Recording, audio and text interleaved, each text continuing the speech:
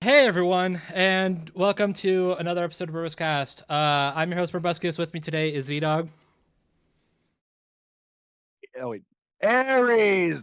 Put Skullgirls on Death Battle and my life is yours! That's clever. I like that. All right, and we also have Richard. Boy, there is an imposter among us. Yeah. Oh no. Play gasp. All right. So hi everybody. Been a while, hasn't it? Yeah. Happy 2025. Congrats for making it. Yeah. Happy New Year. Yay. Yeah, we are officially in the new year. So, that's cool to see. Indeed. Yeah, there's a lot to be excited about in this new year. Well, for me anyway. Well, no, there's a lot to be excited about for these guys because they're going to get their Nintendo Switch 2, and I'm just going to be sitting here like, how about, and hear me out here, how about you buy a Steam Deck instead so that way all three of us can play? Yeah. In a perfect world, I would get both, but I don't know. But, oh well. Yeah. Anyways, Yeah, we got Death Battle or whatever it's called to talk about. yeah, whatever. Yeah. Technically, we'll be technically wrapping up 24, Death Battle 24, and start our discussion on 25. Indeed. Yeah. And for those of you wondering why we didn't do this sooner, we needed a break. Damn it! Yes. That's Well, part. That's part of it. Let Yeah. us enjoy the holidays. Damn it! I know. Also, you may be wondering why we didn't do a ranking. Well, you see, there are 4 fucking episodes. How the hell do you rank 4 episodes? Yeah. What do you want us to do? You want us to biff weed that shit? No, fuck that. Nah, don't worry. Well, our ranking of these episodes will come at the end. Of the year. Beginning of next year. Yeah. End of this year, beginning of next year. So don't worry. Yeah. We'll be lumping the 4 episodes together with the new ones. So yeah. But if you want just like an early ranking since like 24 is over, the ranking goes Bowser versus Eggman at the top, and then the rest. And then everything else. That's about and accurate. if you thought that was and if you're surprised at all about that, then I don't know what to tell you. Go outside. Exactly. Yeah. Although personally, I don't know. I think the most recent episode has. I'd say it's a solid second place in my opinion. I don't know. I thought it was fun. It gets a bronze medal in my book. I'll give it that. Okay. Well, I think I'm in the same boat actually. And on that note, that's actually a fantastic segue. The most recent episode. And by most recent, I mean it came out a month ago. But shut up. Yeah. Well, Fall Guys versus Among Us Fall Guys. Damn it. Yeah, you screwed it up. You screwed up the order. How dare you? Sorry, Among Us versus Fall Guys. And I just got a text. You know how important the order is, right, Sam? Where's Sam? And I just got a text. NiceSegway.com is dropping us because Z-Dog fucked up the order. Thanks a lot. We lost our sponsor. I was just food before. Come on. Swear to Whatever. God. Anyway, this episode is pretty solid. Yeah. Yeah, this controversial quotation mark episode is certainly, definitely more than meets the eye. Wait, how the hell is it controversial? See, that's what It could be the any- that's what the quotation marks are for, my good friend. Oh, I was Yes, unaware. emphasis on the quotation. Okay, listen. I blame it being a month. Okay. Anyway. Anyways, No, that's the real controversy is in the next time, but we'll get to that later. Oh yeah. But no. Anyways, yeah. So Fall Guys won. Yeah. Whatever. Yeah. Yeah. I mean, Fair enough, I guess. Yeah, me and Xerox went Among Us. Whatever. I don't care. Anymore. You're not gonna see us complain. I mean, of all episodes, I think with the last one we should complain about is Among Us Fall Guys. Yeah. Yeah. Really. Yeah. No.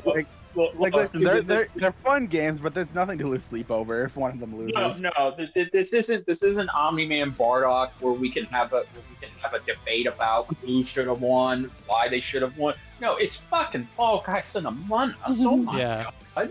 Yeah. It's not. It's like Exactly. complaining about. That's the equivalent of complaining about Scooby-Doo versus Courage the Cowardly Dog being a fucking draw. What the hell is wrong with you? Yeah, What do you? who cares? I mean, Exactly. for me, like the only thing I'm a little peeved about is that I went through so much trouble to research Vampire Survivors, and it looked like that was all for freaking nothing. So that's awesome. Yeah, But, I'm sorry. I felt so bad after. But I feel bad for you.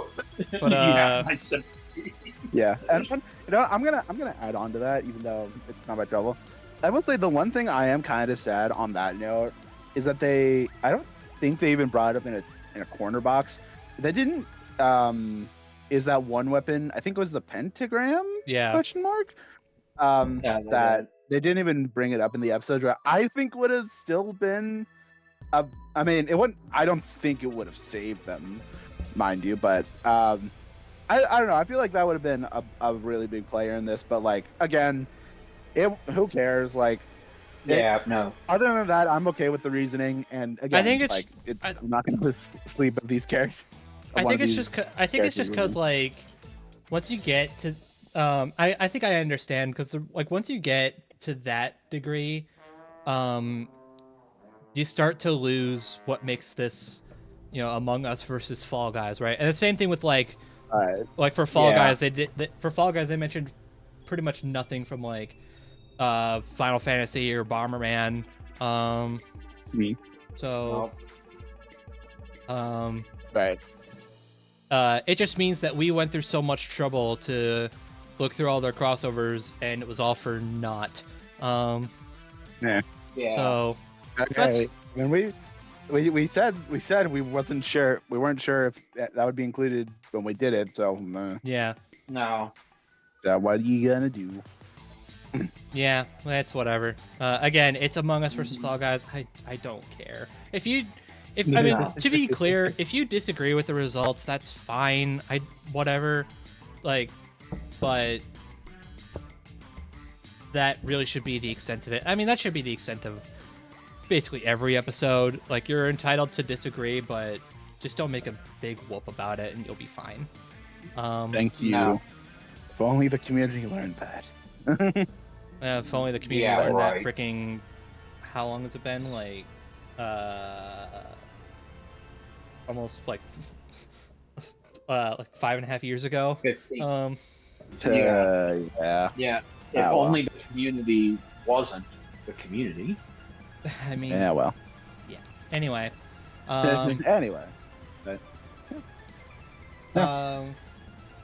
And we are 10 minutes in, and we already, 10 minutes according to the recording. We're probably gonna cut out like 2 minutes of this shit. Yeah.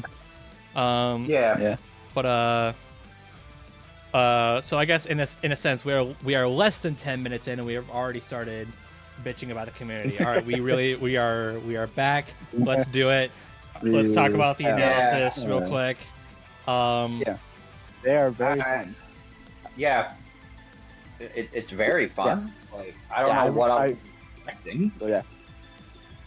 I mean, I think it's well. First of all, I will say I do think even though it's not focused on much until the end. I do think the little Among Us section that made me smile. Obviously, Yeah. the fact they basically included an Among Us game in the analysis, that's just fun. It's just fun. Yeah. Yeah. So Yeah. I just think I don't saw know, that they had that bit in the analysis preview, and I saw that and I was like, oh, this episode's gonna be a freaking fever dream, isn't it? Yes, and oh, look at that! It is. Oh, yeah, it is, and it's in the best way possible. indeed. Yes. Fair enough. I honestly think. enjoyed- Oh yeah, go. No, I was going to just say, I was like, yeah, I enjoyed the section where it's just they're playing Among Us, and it's all about who is the imposter, and they're just chugging everyone out. And they never find the actual one until the imposters actually win because Jocelyn was the second one. My girl, let's go. Yeah. Jocelyn got a W. There you go. Which I will say, I found her saying the winners are the Fall Guys and me. I thought that was cute. Yeah. Gosh, but no, honestly, I think. Pardon. I do think these like really click for me in terms of just how they were structured and the jokes. I don't know. I just thought it's fun and fascinating. Like obviously, like just seeing the show tackle such weird and obscure, well, not obscure. What am I saying? Such weird and out there franchises that we never would have thought they would have covered. It's just fun to see, and then talk about all the weird shit it has. Yeah, including the Among Us, including both their mangas, which are official. So Yeah. that's fun. that's very fun. I also enjoyed I enjoyed the okay skipping ahead, but I actually did enjoy how clear cut the end analysis was, because it actually focused on 3 sections instead of our usual 4 to 5. Just offense, defense, and then the bizarre. Yeah, I had a lot of fun with that. And them bringing up things that I didn't think they were going to bring up, like the Fall Guys stretching out to infinity. God. Which, as of this recording, I believe the tweet is still going, and I think therefore, really? I think I could be wrong. I don't know. I would have to look at that tweet. But I'm pretty sure the Fall Guys is still stretching past the observable universe. Wow. Goodness, thank you. Very cool. Yeah. Yeah. That was fun. That was very fun. I think that's just and it's also kind of fun for us because we played both Among Us and Fall Guys for this episode. And our experience with Fall Guys in particular was quite the trip. That's to say. So I think once we got our hands into Fall Guys, I think then we had an idea of where they were going to take the episode. Yeah. But oh well. Which, by the way, and if you're curious, no, fun fact, we stopped playing Fall Guys immediately after we were done, and we haven't touched it since. So yeah, we have we haven't gone back to it since. I don't know if we ever will, but no. I mean, it was fun while it lasted. Yeah. I mean, yeah, it definitely was. It was fun. Yeah, don't get me wrong. It was definitely a fun game.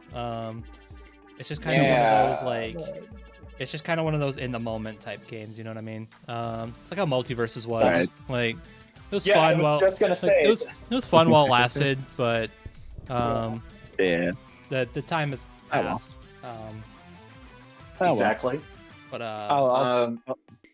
also real quick, going back to the episode, it was Max who edited this one, right? Yes. Yes, it was Max solely edited this one, and yes, he did a great job. He Yeah. even snuck in Good, his good. Fall Guys Ghostface character in there, because the crew actually had their own Fall Guys and Among Us sessions in the official Death Battle Discord server. Yeah. Yeah. I know, that's fun. Yeah, no, it was No. yeah, like Good just stuff. just watching through the footage, you can tell this was a like I know we get footage that's been like recorded by the crew before. Like anytime we get a Killer Instinct character, you look up in the you look up the you look at the health bars, you will see the username Nervous Nick. Yeah. But like this one, it's everywhere. Like Wisdom Boomstick, of course, Ringmaster, Max, Larry, Jocelyn, hell, even like some of the researchers got involved. It was crazy. Yeah, it was. It's great to see. And then like Fall Guys, like basically most of those guys, and then like obviously Larry Winwood, because this is his baby. Hell yeah. Yeah, we'll get to that. Yes, we will. So yeah, fun times, and honestly, fun times. I'm just gonna get right in. I'm just gonna like be blunt.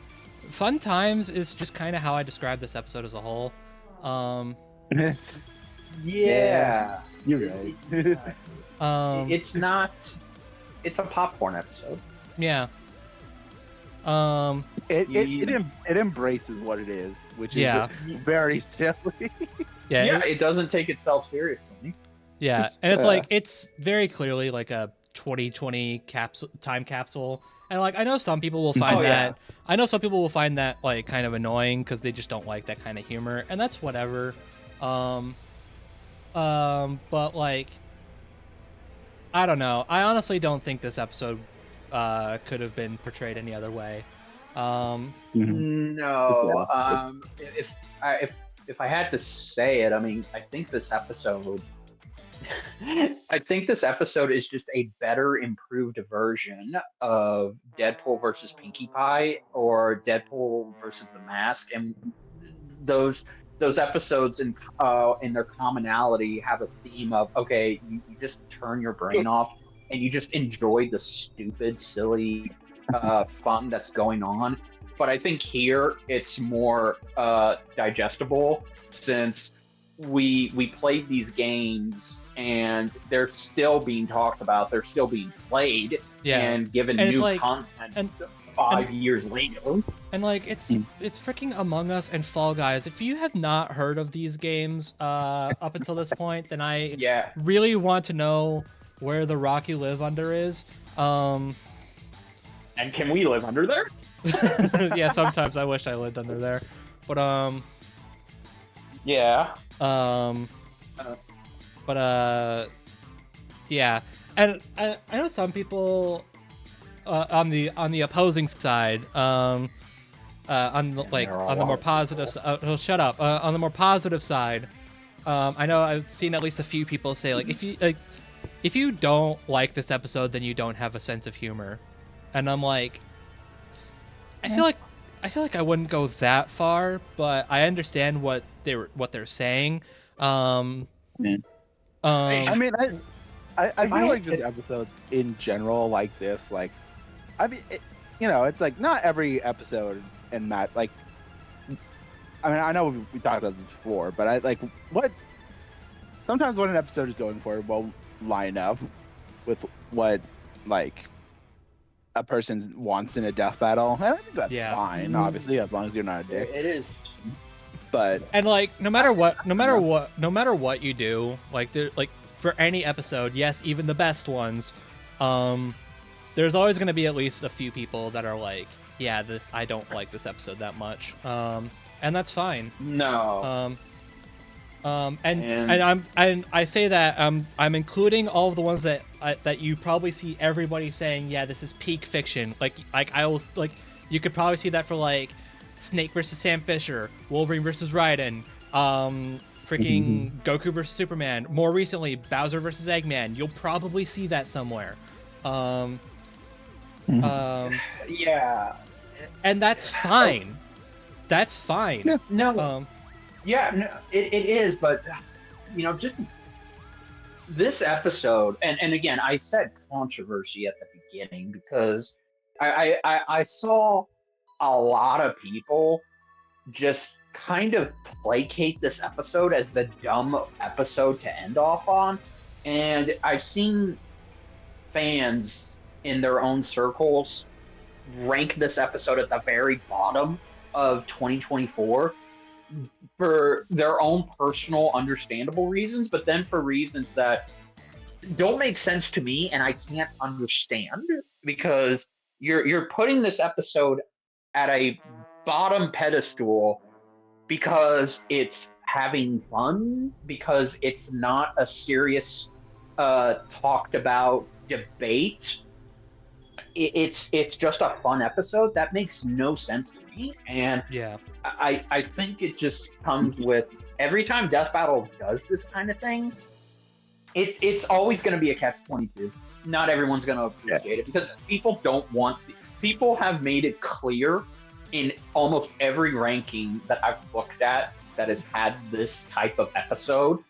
They don't want this episode. They don't want the Fall Guys versus Among Us episodes in their Death Battle season. They want the Goku versus Superman or Bowser versus Eggman type episodes. Those episodes deserve to be in a season, and the fun episodes like this one are just meant to be filler that you can skip and you wouldn't miss anything if you did. Yeah. It kind of reminds me of like, again, like, if you don't like this episode, that's whatever. Like, I'm not trying to like dissuade anybody or be like, no, like, you should like this episode, you freaking moron. Yeah. But it just kind of reminds me of something that that John said in one of our rankings. I believe it was during, I want to say Gogeta versus Vegito. It was like Death Battle. It's just like, I guess Death Battle is just not allowed to have fun anymore. Like, they're just not allowed to do the stuff that they want to do. Yeah. And this is why, like, more recently I've been kind of lax on whatever matchups they do. I don't like, there's very rarely since since like Horror versus Storm, right? Like, that was the last episode where I'm like, why is this a thing? And going back, I probably wouldn't say that ever again. Because at most of extent, me too. I mean, I don't have to like the matchup, but like, that's the thing. You don't have to like the matchup. You don't have to like the episode. It's whatever. But for me, whenever people ask the question of why, I'm like, okay, and see your complaints here, your criticisms here, for however valid they may be, I'm just gonna take them and I'm gonna throw them into outer space. Thank you. Yeah. Well, for me, yeah, no, because they ask why, and then here Death Battle is, and they ask why not. Yeah, why not? I mean, it's the question. It's the question of like, why are they? Like, there's one question of why are they doing this. The other question is, why does this exist? Like, the other question is like, who asked for this? And I'm like, how about the people that make your goddamn show asked for this? Like, did you ever think of that? Exactly. Like, look, I mean, I'm of the opinion now where they can make what episode they want to make, and as long as the analysis is good, as long as the animation is good, as long as the music's good, as long as these three elements are good, I will watch it. It's a matter of, okay, look, it couldn't be a more simpler, don't judge a book by its cover kind of argument. Yeah. And look, am I happy that they have to do Aang versus the Traveler? No, I'm not happy. Dude, but look, this isn't going to be, man. Why are they fucking doing this? There are better Genshin Impact matchups they could have done, and they'll just say, well, because we wanted to do it. I'll be like, you know what? Fuck it. You're right. I can't argue with you. That's your logic, and I have no rebuttal against that argument. Yeah, It's just you control it. I don't. Yeah. Whoa, it's like you're telling me that they can do what they want to do? Oh my goodness! Yeah, what they want to do is sometimes silly, goofy. What? At the end of the, I mean, really, at the end of the day, it's their show, and I can say that with even further confidence now that they're independent. But it's their show. They can do whatever the hell they want. I don't have to like it. You don't have to like it. You just have to sit back and enjoy it. Yeah, you just have to accept it. It's just whenever I see people be like, "Who asked for this?" I'm like, okay, so like I said, your argument, null and void. Goodbye. I mean, in this episode's case, it's not like one of the people who pushed for it most actually got to work on it. No, what do you mean? Exactly. Yeah, no. What do you mean? Look, exactly. It's like it's not as if, and also too, it's kind of funny that this episode is the subject of that fucking regurgitated question. It's all. It's funny that this episode is doing it again. Is repeating that question again from fans when wasn't this a Tournament of Champions match not too long ago in the past, and I didn't hear a single damn person complain about it being there in the first ever TOC bracket? Yeah. So what's changed between then and now? That's my question. Who knows? Man, Well, again, yeah. On the topic of someone who wanted this episode and getting to work on it, let's talk about the fight itself. Oh my goodness. Yeah. It is gold. Yeah, this is all right, look. this might be one of those episodes where it's like, how is this? This is better than it has any right to be. But I don't want to be that guy, but I kind of think that if I can rewatch this more often than I can rewatch Joker versus Giorno. Yeah. Yeah. Because this is just fun. This is just fun. That's all it is. It's just silly fun, and that's all. Like, I want to from it. So you know what? We win. And although I will say, I'm gonna get my one negative out of the way real quick. Go ahead. You're fired. That I have. No. No, I make the decisions here, you son of a bitch. Go ahead, Z-Dog. I will simply just unfire myself, and Griff can't argue with me about it. Anyway, my one complaint with this episode is that I kind of find it a little disappointing that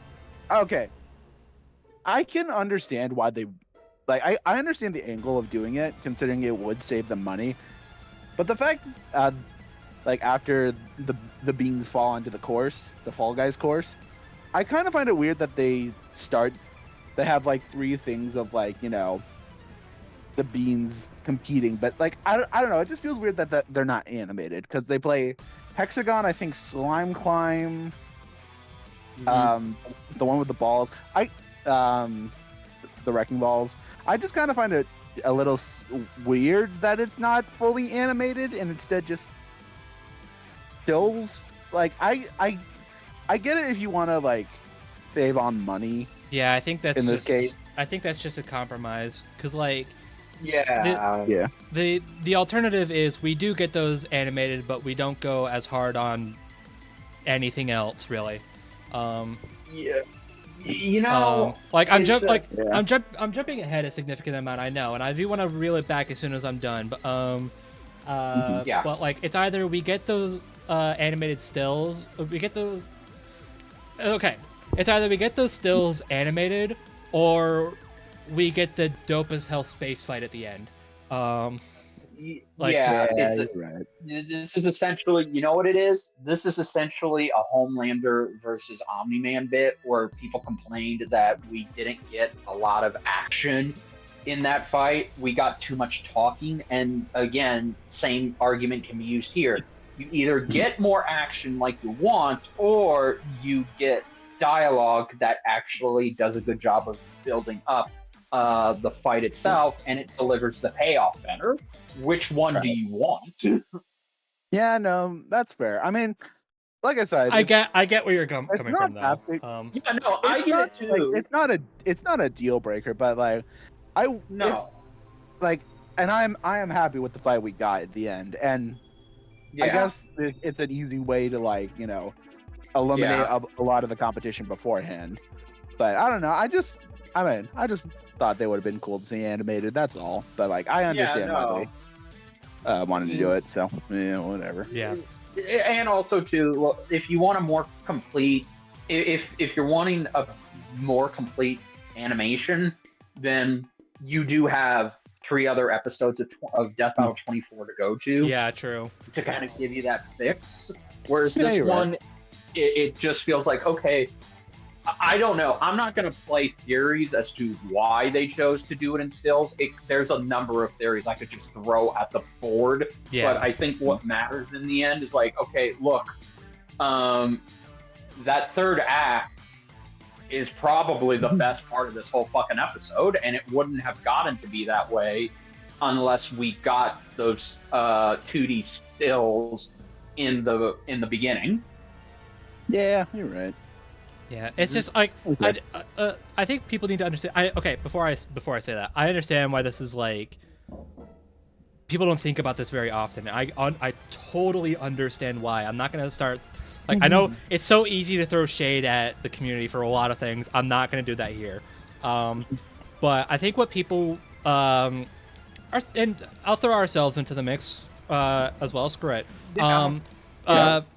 People need to realize that. Death Battle, both as the show and just the individual episodes, they are the most like aggressive balancing acts you might ever see in your life. Both when it comes to like time and resources and money, especially that last part, especially nowadays. It's like. There's only so much you can do that's like peak fiction before you start being like, okay, we really gotta like reel this back. Like hell, I want to go to Bowser versus Eggman for a second because I know everybody like considers that, like I said, peak fiction. I don't want to get super into it because I know a lot of it is like behind the scenes shit. But, there's a surprising amount of ideas that they were throwing around that had to be cut. Some of it actually made their way into the storyboards. I know the beginning with some of the Koopalings. Yeah, the Koopalings were supposed to show up, and and I think everyone involved was like, they're only going to show up for like maybe 10 seconds, and it's just a bunch of work for not a lot of. It's just a lot of work just for you to do the Leonardo DiCaprio. Oh, hey, I know that guy. So they cut it out. There's a lot of other ideas too. Unfortunately, most of them were from Eggman's side, which doesn't make me feel better. But semantics, regardless. It's just like you gotta understand, like, and especially when they have like a limited time frame of how long they want to make these episodes. Because like everybody asked, like, why didn't we get more of this or more of that? And it's like, okay, you want more of this? That's fine. That's cool. That's fair. Now, what are you willing to lose to get that? That's ultimately the question you should ask yourself. Like if you're saying I want to see more, great. What are you willing to risk? What are you willing to take away from the episode to get more of what you want? That's ultimately the question. And if that's possible, fine. Okay, you're free to make that criticism. But it's just a question that you need to ask yourself. And again, I know we've been kind of shitting on the community a lot this episode, so I understand this might come off as like us being like, oh, the community sucks again. Oh, for frick's sake. But no.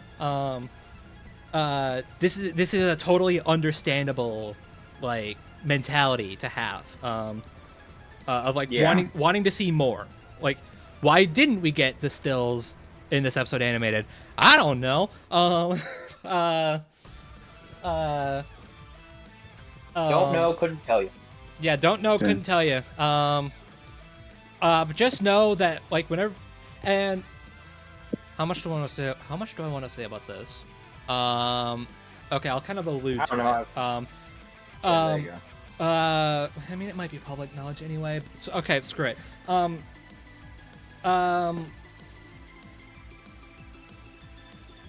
gonna say Jason versus Michael. I'm gonna bring that episode up real quick.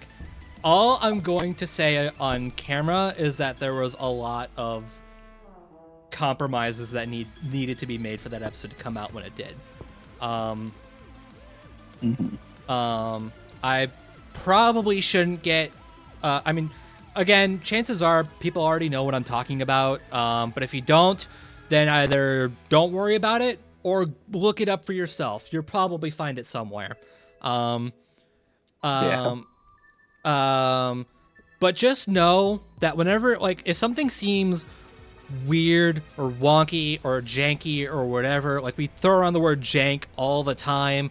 If something looks weird in that regard, there's usually a reason for it. And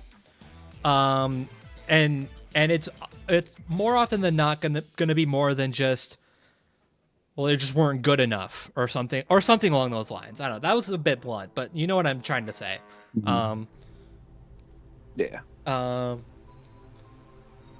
It's more than just we struggle in this department. It can be that reason. It absolutely can be for that reason, but maybe some of it is just like, well, we just needed to get it out pretty soon, so we didn't have a lot of time to fine-tune it a little bit, that kind of stuff. Basically what I'm saying is there's usually a production reason if something looks weird or whatever, or out of place or whatever.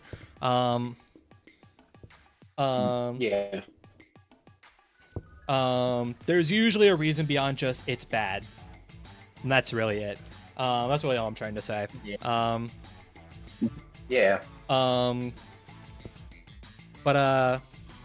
But you know, it's not bad. Is this episode? Is this animation? Because for as much as like we talk about how, for as much as we're like, yeah, this episode's just fun. For an episode that's meant to be just that, they go way harder on this than they really needed to. They went down the typical avenues you knew they were going to go down.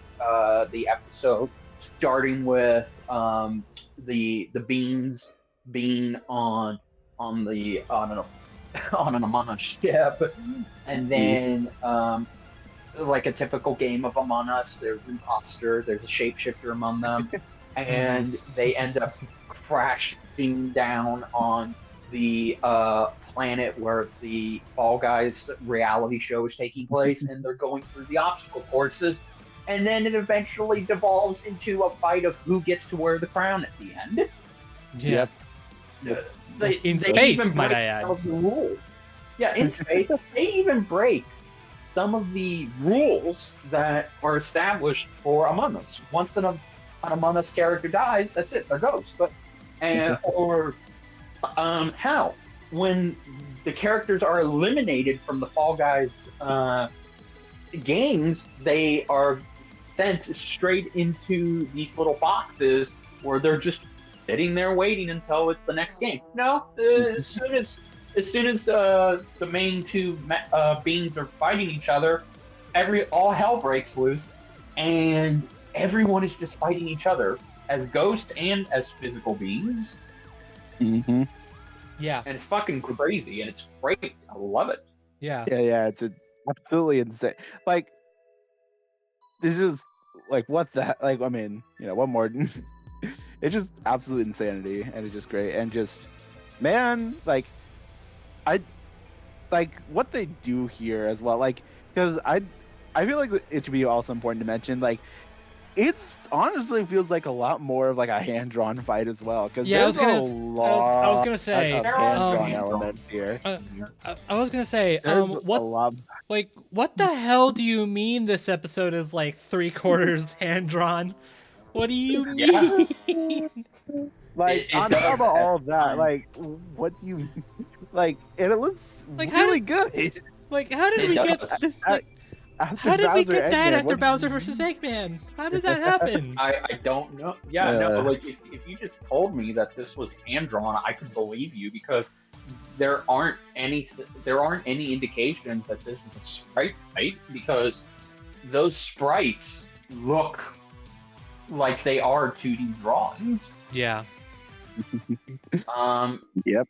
And the 2D segments we do get, again, very much like Makima versus Gojo, there's a perfect seamless blend of sprite and hand-drawn segments. Like it feels like you can barely see where the hand-drawn frame ends and the sprite begins in this episode.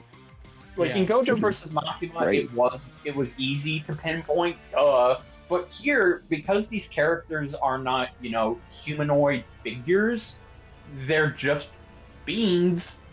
It's kind of easy to just mistake this whole episode for being practically hand drawn. Yeah. I mean, either way, it looks freaking stunning. So Yeah. I know.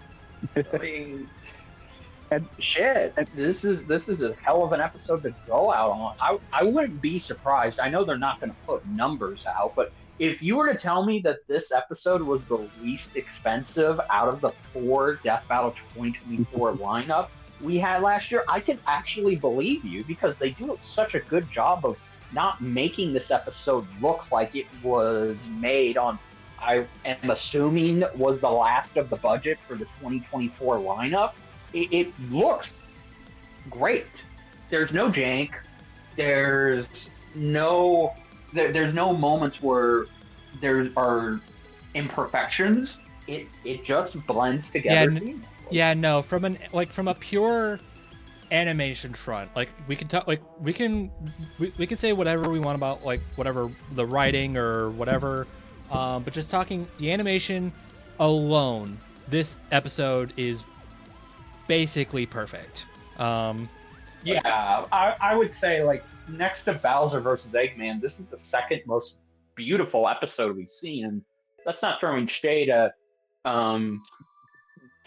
Joker Giorno or Bardock Omni-Man. Oh no, those animations are great. Yeah, no, but it's just okay, with those episodes, you know what you're getting. You have expectations and they're met. But here, with this episode and Bowser Eggman, they come off as they're featuring unreal characters that don't feel like they belong in a traditional sprite or 3D environment. Yeah.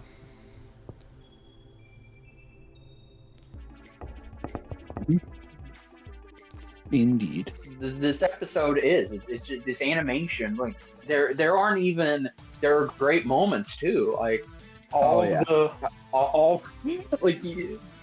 yeah, I mean, I'm sure Z-Dog popped off because hey, look at that, after nearly 15 years we finally got Pac-Man in Death Battle. Yeah, there you go. Finally. Yeah, there you go. You know what? We will take those for now. God. It's not even that long ago, but hey, look, there's the TARDIS again.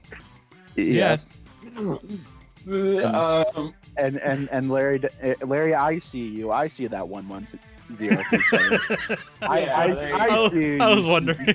I was wondering if you were gonna bring that up. Yeah. No. Because you okay. No, I need to say this. I've seen a bunch of reaction videos to this episode. I think you are the only person you are the only reaction I've seen where you've either you A called it out and B recognized what it was. I don't think Mate, Amber, because anyone else did. Everyone else either didn't see it or didn't recognize it. I did see a couple people who were like, "Oh, there are numbers there. What's that all about?"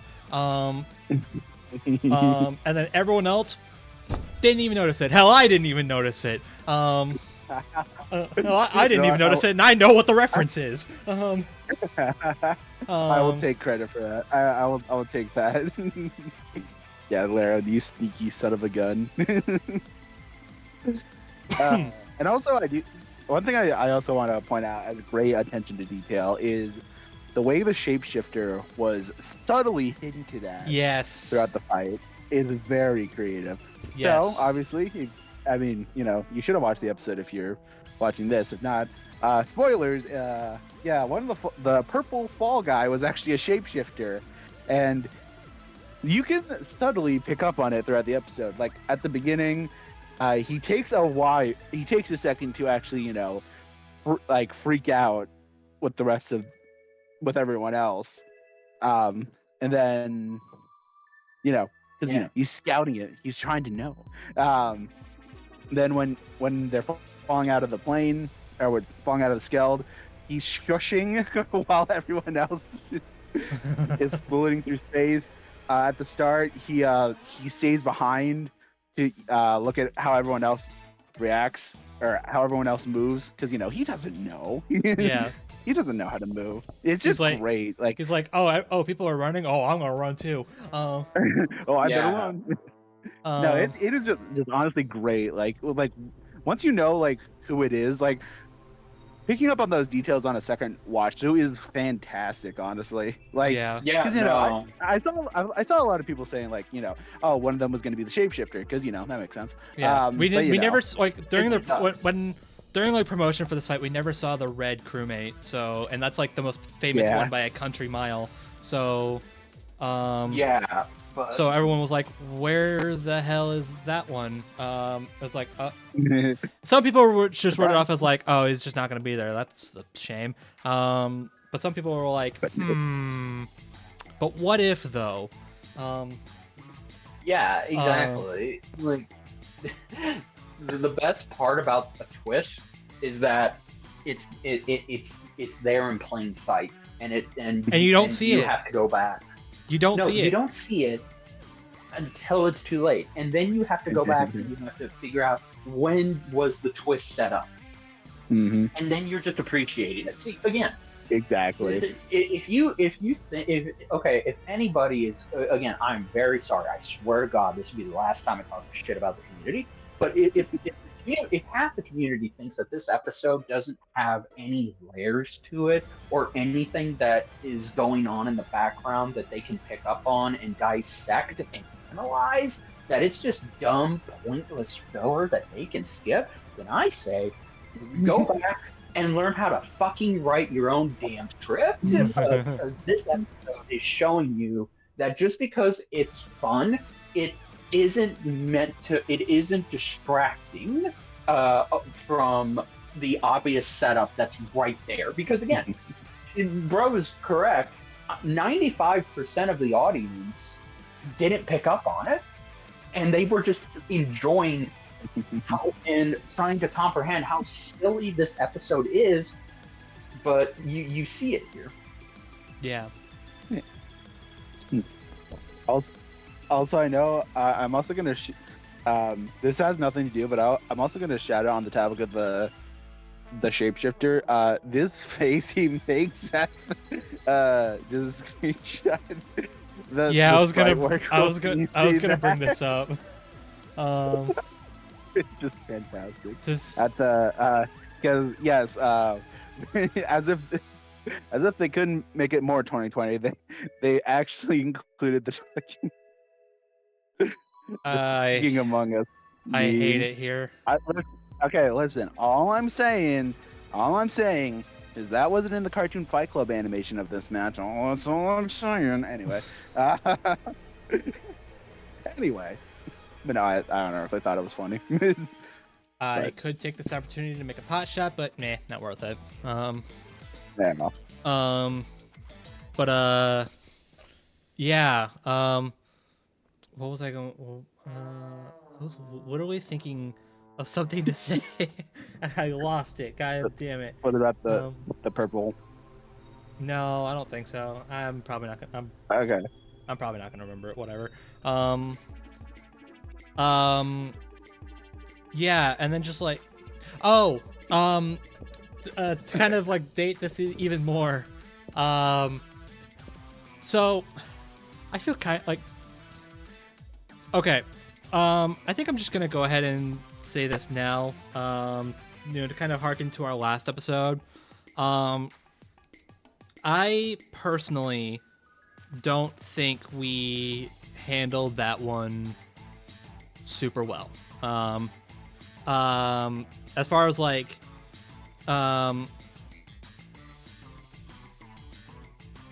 okay, I think the episode itself went well. We had fun. We had fun in the moment. I think building our way up to it, I think that's where we were struggling a little bit with researching and debating this episode. So we were. And this episode reminds me of that because of all things I didn't mention while talking about Among Us, it was freaking Henry Stickmin. How the hell did I miss that? I don't know. How did you miss that? I mean, to be fair, I honestly didn't expect them to give him that arsenal. Honestly, like, it makes sense why, but like, yeah, I don't know. I thought they would have just brushed it off, but yeah. It's like I went through so much trouble to talk about a game that barely mattered to anything, and I didn't bother to look into the game that A is made by the same devs and B cross references each other. And the reason I bring this up, that was just a side tangent, but I bring up Henry Stickmin because to kind of show how much this also really is a 2020 time capsule. When the blue crewmate is doing his task, he ends it off with the Henry Stickmin distraction dance, and I don't know who animated that, but I hope that they got a raise for that because that is genius. Indeed. Thank you. Very cool. Also, I just gotta say it. The final showdown between the red and the pink bean. Yeah. Fucking awesome. Like, it was so cool. Yeah. No, like the goal now to get the crown away from the red shapeshifter, because the very thought of the fall guy losing to the imposter, seeing him grow old and be celebrated with the crown, and him living out in the streets in a box, that motivates him to grab the crown and just do God knows what he did with him, because we don't see the fall guy kill the Among Us imposter. We just see he grabbed it in his blood rage, he stabbed him, and then boom. Okay, I would like to mention, how the heck does this have a more graphic kill than Omni-Man versus Bardock? Good question. Anyway, well, I guess it's just because, like, I mean, I was about to say, I guess it's because, like, Dragon Ball isn't super well known for its graphicness, but, like, neither is Fall Guys either. Like, Fall Guys isn't either, so that argument is invalid. Yeah, I couldn't answer that. Good question. I'm okay with it, but what the hell? But Yeah, no. I just love the implication that the Fall Guy was like, all right, you want the crown so badly? Fine. Here, take it. Take it. Shove it down your throat. Gosh. Yeah, no, the dev got so much of a laugh out of me the first time. Because not only do we get like a random gory death and an Invincible reference, I'm pretty sure that's meant to be. With the "I thought you were stronger." I'm 99% sure that's a that they were trying to reference that. Then we get the freaking default dance from Fortnite. I hate it here. I mean, it's funny, but god damn it. It's fucking hilarious. Like total whiplash, but it's so good. There's a lot of I mean, I guess this is kind of the point, right? Like, there's a lot of humor in this episode that in any other episode, this would be like, oh my god, why? But like, it works here because like, okay, if you had heard Wiz or Boomstick say the word sus in any other episode, you would be groaning out loud. Do not lie to me. You would be doing it. But it works in this episode because, and they even said it in the one of the slates. It's like, Among Us is the reason you know what the word sus is. Yeah.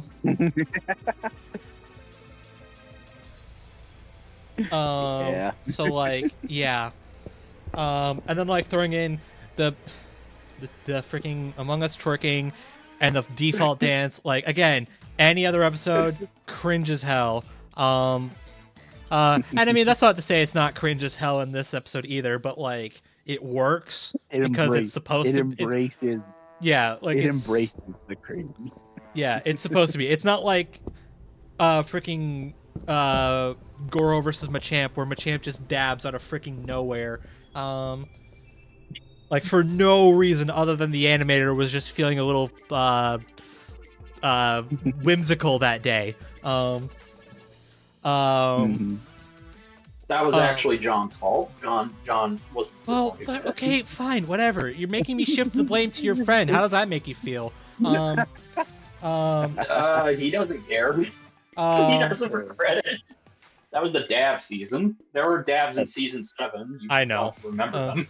I know. Anyways, I'm just saying. Yeah, no. Back to your point that is proving to be true.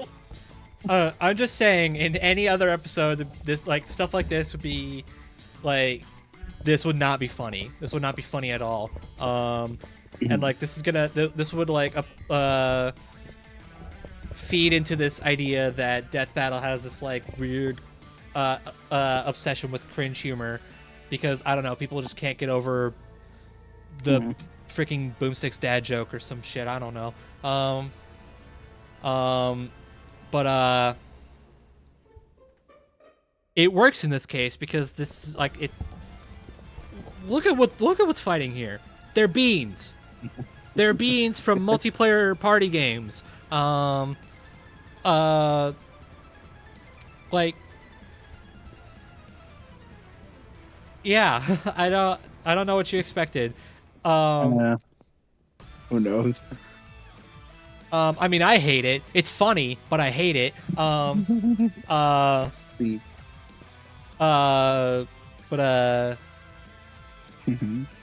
Yeah. Anyway. Yeah.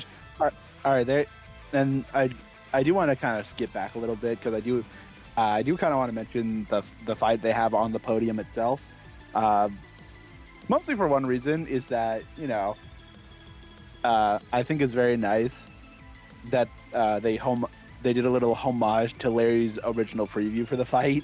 Yeah. With and improved upon it, in my opinion. Crazily enough, you have you have the imposter stab him a bunch of times and then stab himself. Crazy enough, like, I don't. Golden. Crazy enough, correct me if I'm wrong, and there's a good chance that I am, but I don't even think that scene was animated by Larry. So I'm like, heck, oh, it was. Hold up. I'm gonna.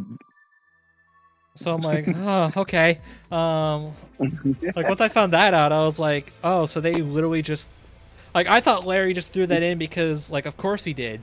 But no, Yeah, it Larry. probably wasn't even him. But then I learned, oh, it probably wasn't even him. Um, There's a good possibility it wasn't. Nah, but I think it's just really nice that they included it in the script anyway. That's just nice. yeah. And again, I think it's really funny. Like Oh, that was great. like I already thought it was funny. I thought it was funny in that original preview, but the fact they also included the stabbing of him of the self stab, Yeah. I think just makes it so much better. It was good. Yeah. Also, yeah, he did not animate it. I'm looking because he posted what he animated on Blue Sky, and no, that was not part of it. Yeah. Okay. See, there you go. Man. Okay. Well, I guess in that regard, let's move on to the voice acting. What voice acting? Okay, next, let's move on to the music. Well, I gotta say, Chris Pratt did an amazing job. As Shut being up. Boss Let's here. move on to He the really- music. Sorry, obvious joke is obvious, but yes, and Can I fire him? No. no, I unfire myself if you do. Anyway, yes, the track. So I can't believe we live in the time where we have an official death battle track named Sussy Beans. Why? Why? Never in a million. Why? Like I never would have thought they would do that, but okay. And, no, I mean, I think it sounds really good. Honestly, I think Therewolf got.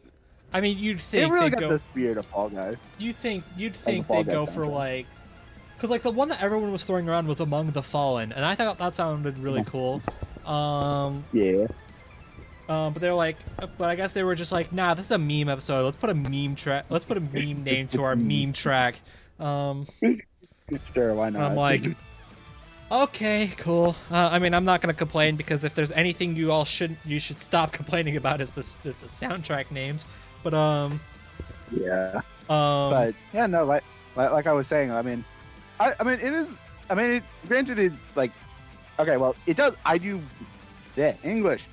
I will say I do like it overall. I think it does have, like, it has a great feeling of the Fall Guys soundtrack, which is a banger. yeah, Even though it is kind of like one of those, in cases it does kind of feel like kind of like Ocean Men or what's another one, or Goodbye Chimichanga in a way where, like, it is made better when you were watching the fight, but I mean, still okay on its own. yeah. I mean, it's still great on its own. So yeah. Yeah. I mean, So it's funny because I've seen a lot of people, and I mean, I'm throwing myself into the mix too. Like, say that this is their least favorite track of this. Like, everyone calls this a preseason, so I guess I'm gonna go with that. okay. Like everyone said, like of the first 4 episodes, everyone says that this track is their least favorite, and I'm like, okay. On the one hand, I agree, but on the other hand, have you seen what the competition is? Yeah, no, it does have some There's a pretty lot. steep it has some steep competition. So Like I think this, Yeah. yeah, no, like- that's fair. I think this track not being a vocal track kind of meant it was kind of like fighting an uphill battle already. Which, thank goodness it wasn't. I thought they would have done it for the meme. Not gonna lie, but anyway. I kind of wanted them to do it for the meme, but I'm Anyway. glad they didn't. Uh, No, I mean, yeah, like it's probably my least favorite of this quote unquote season 2. But when you consider the competition, that says more about those tracks than it does about this one. yeah. So, it's like I've been saying for a lot of shit, really. It can be the least favorite and still be good. That those two there you sentences, go. they can coexist. They can connect. Yeah.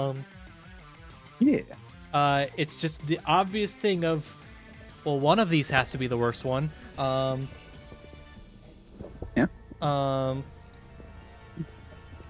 that's not even like saying that they're bad. They're just the lesser of they're just the lesser of some really good stuff. Yeah. There's nothing wrong with that. Yeah. So yeah, I don't know what more we can say about this episode really. And I think we did a really good job. Give it our thoughts. So yeah, and to be honest, considering all things considered, I kind of want to move on as fast as possible. Yeah. So I guess in summary, this may have not been how you wanted to, how you wanted 2024 Death Battle to end, but I didn't mind it. I enjoyed it. I had fun. It was a great showing that, look, now that Death Battle is independent, they literally can do whatever they want. And as long as it gets them 1 million views, then they ain't stopping. This was a great time. I enjoyed myself. I can say that. That's all that matters in the end. I had a great time. I knew what this episode was going to be. It didn't disappoint me. It exceeded those expectations. And by the end, yeah, would I watch it again? Yeah, absolutely. Yeah, that's a good summary. Like, yeah, they're just dumb fun, and honestly, it's all I really wanted it to be. Like, yeah, sometimes we need dumb fun. Exactly. Yeah. See, you get it. And please let this be please let this show that to get more indie game matchups, please. That's all I ask. Look, it broke 1 million views. I think there is a sign that it's possible. Yeah, there we go. Yeah. We take this. It's halfway to 2 million views, so there is a strong possibility. I mean, we are doing better in one department, and this is going to serve as a segue. So if any of you bastards screw this up for me, I'm going to be upset. We're doing better when it comes to getting video game characters. Yes. We got ever since coming back, only one episode we've gotten has not featured a video game character in any way, shape, or form. We got up to Persona, we got Mario and Sonic, we got Among Us and Fall Guys, and now we have the next episode. Yeah. Which doesn't appear to be breaking the cycle. Because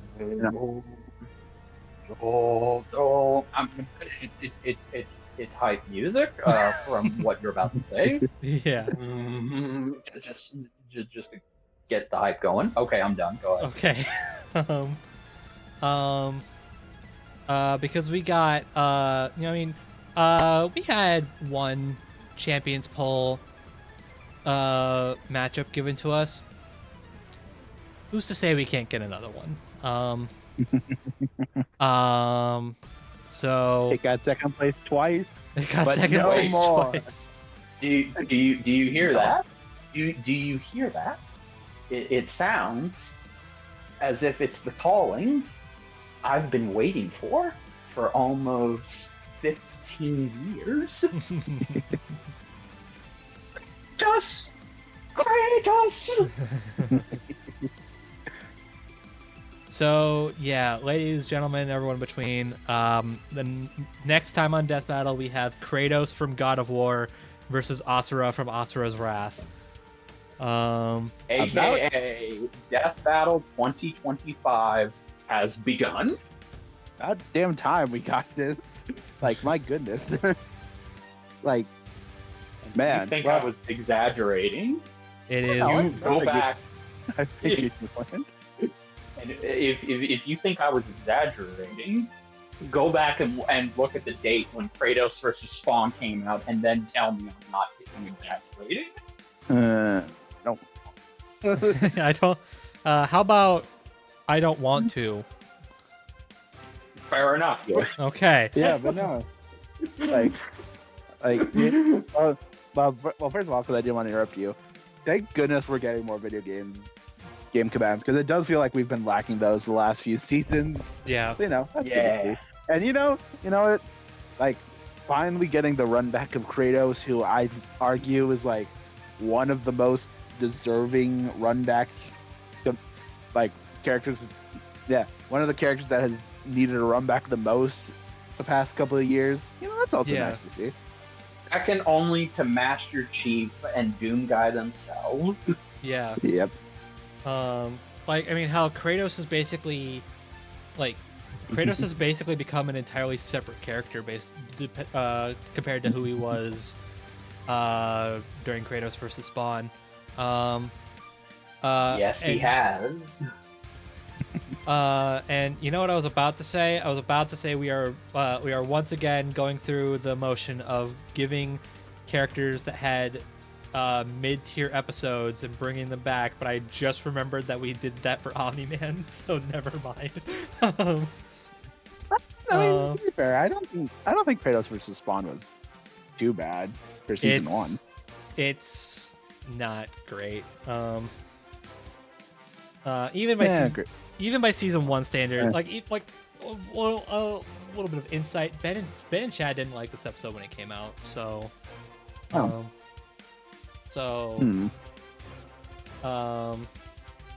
yeah, it's, and honestly, it's not. I mean, I get that it's season 1. I understand that. So I probably shouldn't be too hard on the episode, but it's still pretty bad. I still kind of like it, but I mean, what are you gonna do? Yeah.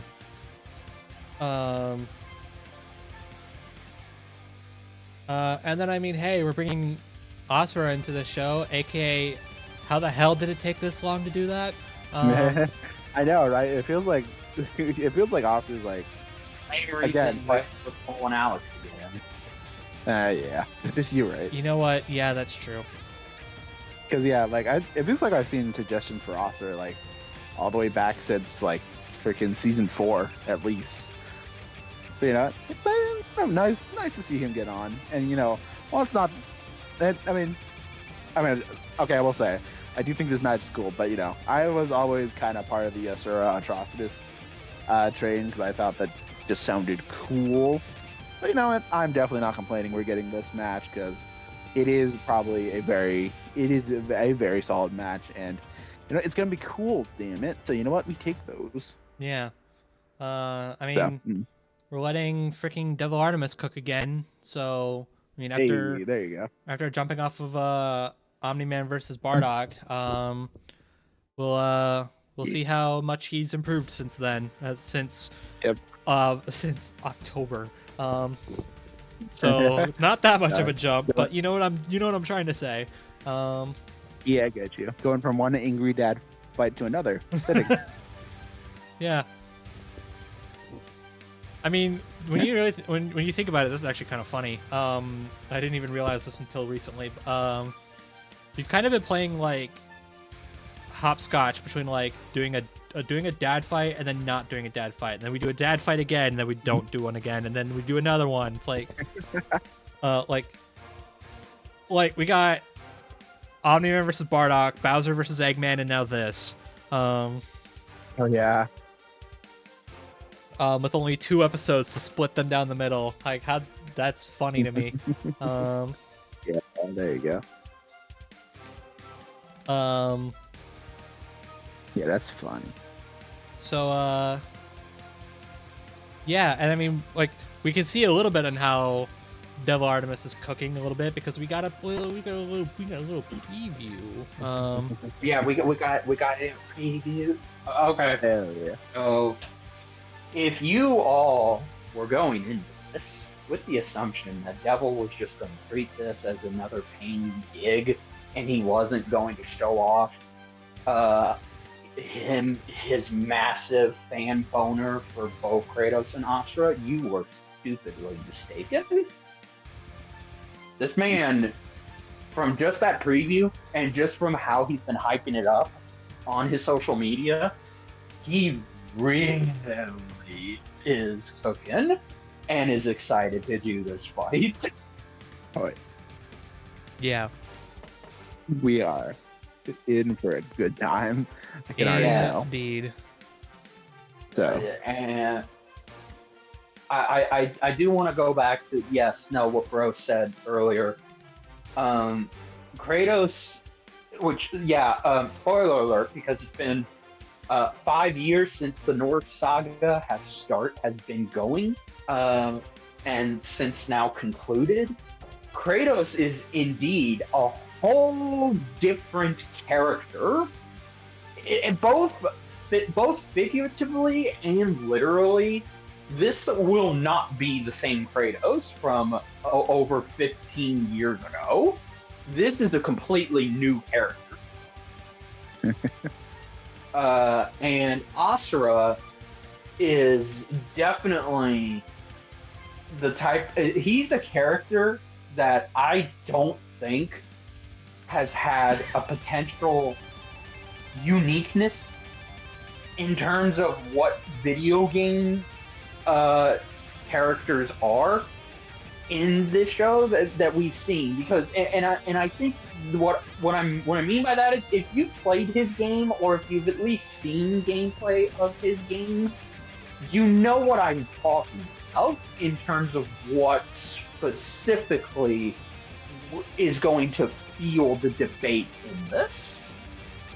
Yeah. Like, I've never seen another video game character and their mechanics play into the actual debate portion of this kind of matchup.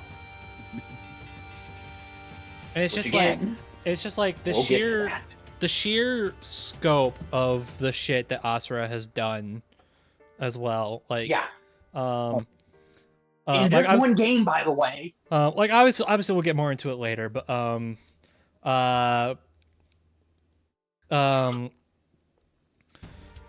but Asura, like, I mentioned that, like, it's weird that Asura's taken this long to be in Death Battle, and I understand that, like, part of the reason for that is because Asura's Wrath is, I would put this nicely.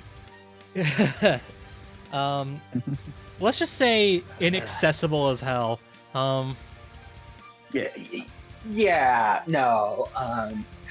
Okay, so a little background.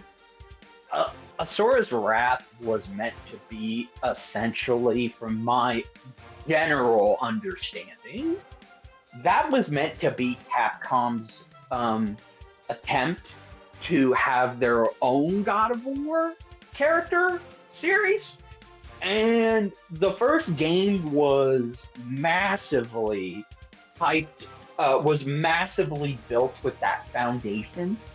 But because of the studio and company that Asura's Wrath was published under, there were certain marketing limitations that kind of prevented any interest from said company to greenlight a sequel.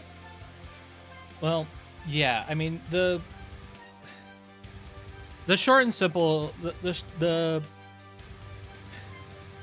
okay, Asura's Wrath didn't perform very well. The people who did play it really liked it, from what I understand. But it runs into the problem of, well, who actually did play it? That's the problem. Like, we can talk all we want about how how people really like this game, and how like it's something that Capcom should have done something more with.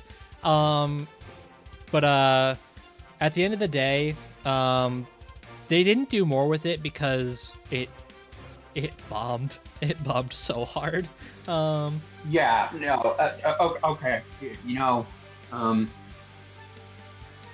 to put this in 2024 analogy, think of this game as the Transformers 1 of its time. Yeah. That's what we're working with. I could hear the disappointment in Bro's voice, Yes, which is warranted, but it is warranted. It's very much warranted, but the point stands. Anyways. Like, it's one of those it's one of those things where like it sucks a lot of ass, to be sure. Like don't misquote me there, but really think about it, and it's kind of starts to become a bit understandable why Capcom hasn't done anything with this series since this game came out.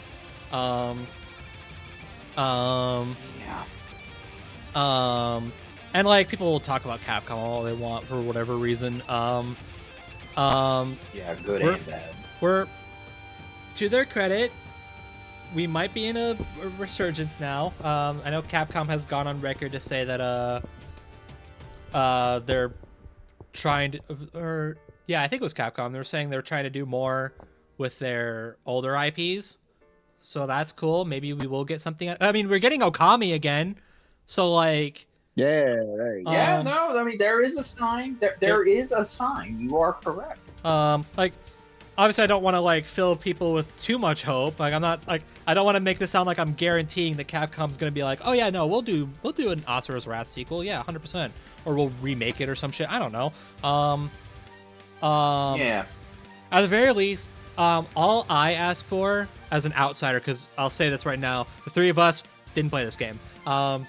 Okay. I was even going to say, raise the three of us here. Raise your hand if you actually played this game. And let me just repeat. Let me rephrase the question before we raise our hands. The three of us here that grew the three of us here that were there in 2012.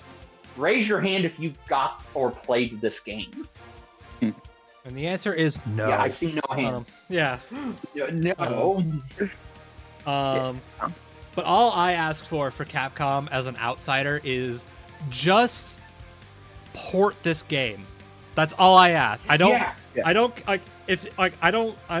a remaster. I don't need a sequel. Those would be cool. Don't get me wrong. Like, I'm not saying don't do those. But no. Just make it so that people can. Just make it so that it's playable on more than just 7th gen consoles. Thanks. Like 7th gen consoles that no one owns anymore. Yeah, no, because okay, you know what's bad? I just looked it up. This game came out in February of 2012, and you want to know what game came out around that time? What's that? As far as I can remember. The Alien. Hold on. It was Alien. Wasn't Alien Isolation. It was Alien. It was. God dang it. Well, it was an Alien game.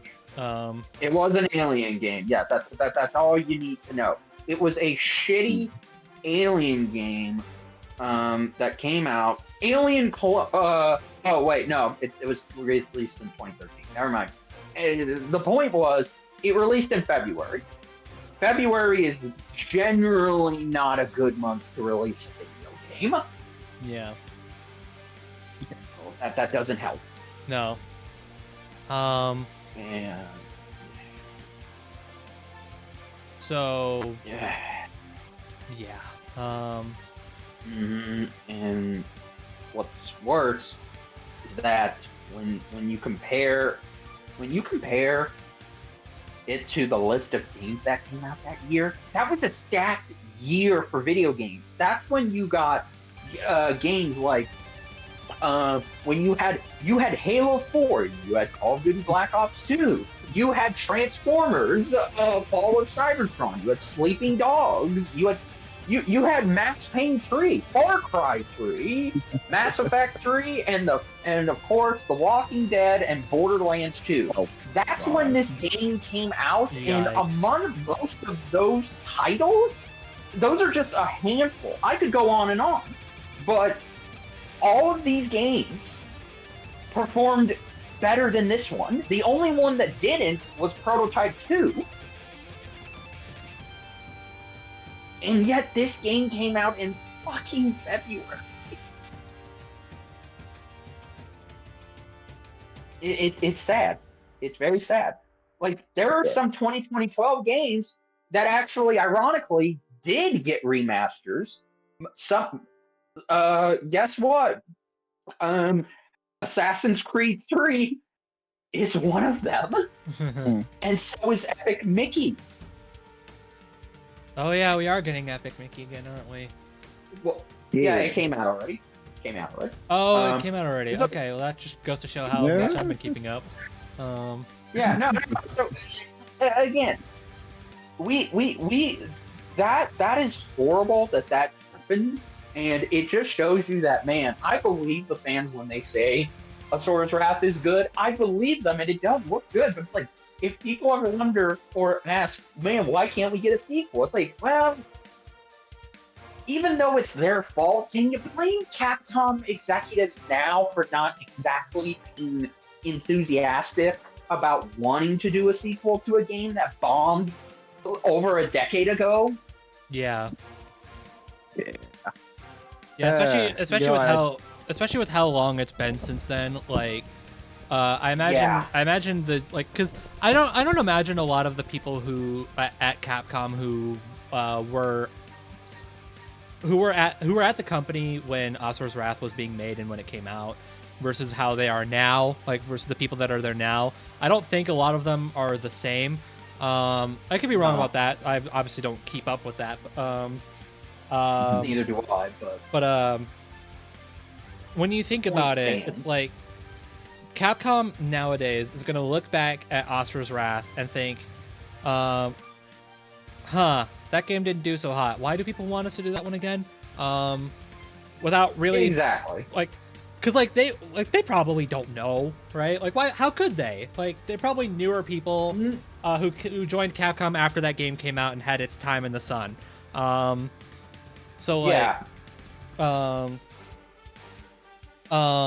anybody who was at Capcom when that game came out, there's a solid chance they probably don't work there anymore.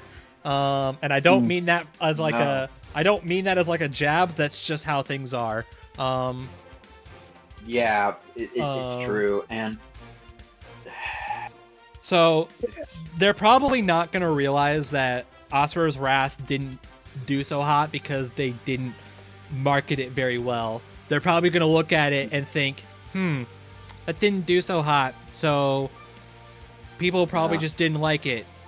Because again, that's all the information they've got. Because especially since probably a lot of that marketing material is probably lost to time by now. Like this is more than 10 years ago, so any stories about marketing back then is really just going to come down to, man, you should have been there at that time, but we weren't. So what do you want us to do? No. Like, of all the 2012 games I played that year, Asura's Wrath was like, and it is. It's a prime. I'll give you that, but it just goes to show you that if you were expecting us to do a deep dive and really immerse ourselves into this character, this game, this world, well, I got bad news for you. I'm of the three of us, I'm the only one with a PS3, and that is actually not true. I actually do have one. Sorry. Oh, okay. Correction. Of the three of us, two of us have a PS3, but here's the problem. How much how much general interest really is there for both of us to really get that game on PS3 and play it? Yeah. I mean, the first hurdle is finding it, because I know it's also on Xbox 360, and I did look it up. Yeah. I did look it up. It is backwards compatible to the Xbox One, which is what I have. So, good sign. There you go. Good start. Then I went to Amazon to see, okay, if I bought a copy of Asura's Wrath for Xbox 360, how far back am I going to be set? How much am I going to be set back for that? And I would have to shell out a pretty penny. Yes, or you can be risky and go on eBay where they're selling the game on Xbox 360 for like at most over $50. But that's a risk. Yeah. Yeah. So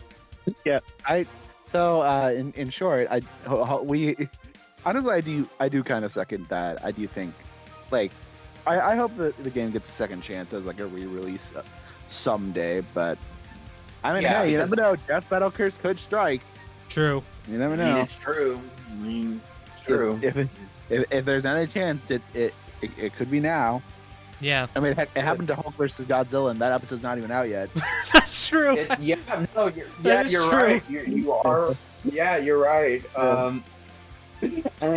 Or hell, it just could happen. But until then, we're just gonna be going with the game as it is and the character as he is, and that's that. I mean, it seems like a cool game.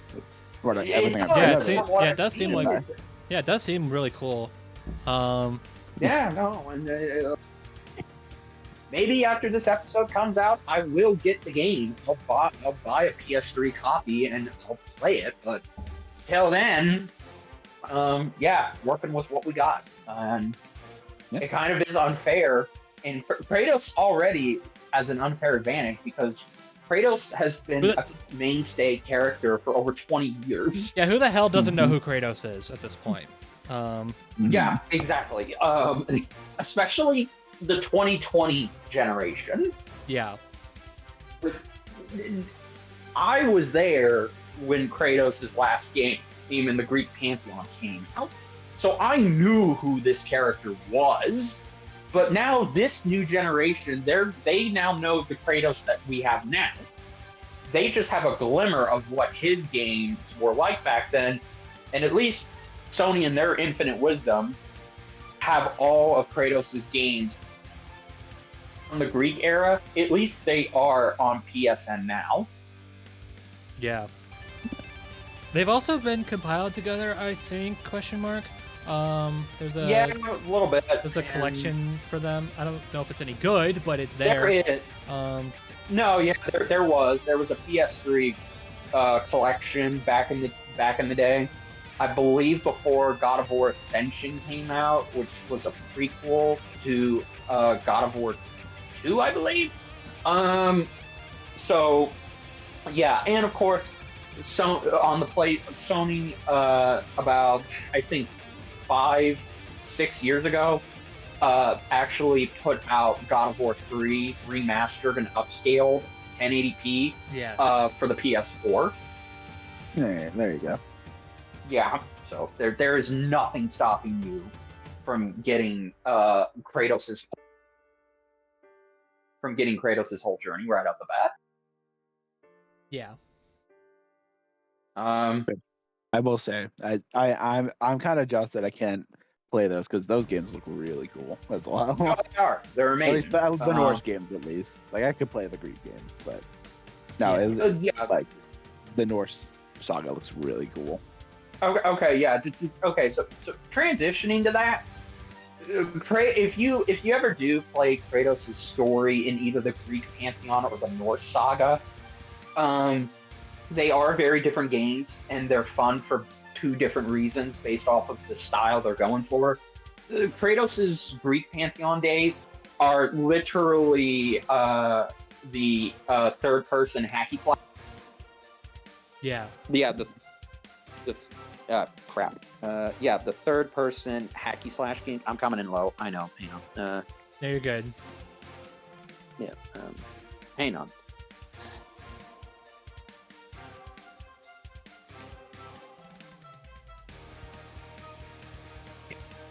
Technical difficulties.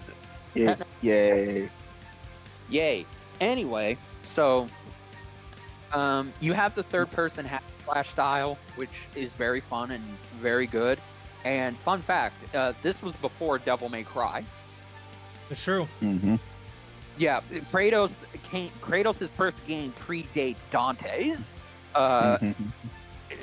That style was everywhere in the early to mid 2000s. Every game was trying to emulate God of War's first 2-3 games Hell, when they even came out. even Even Sonic Sonic. tried it.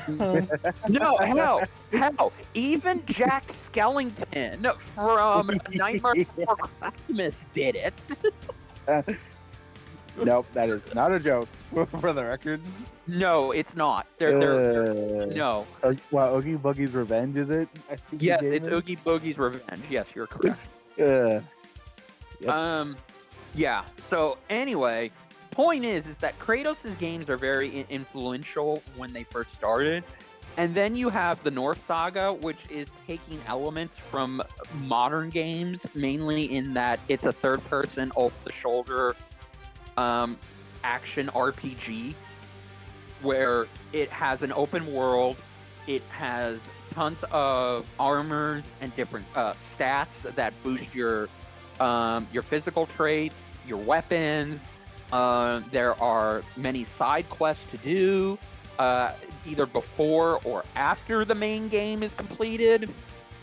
And there is also a huge movie narrative story going on in the North Saga that, I shit you not, is now essentially going to be the basis for what will be Amazon Prime's live-action God of War series coming out.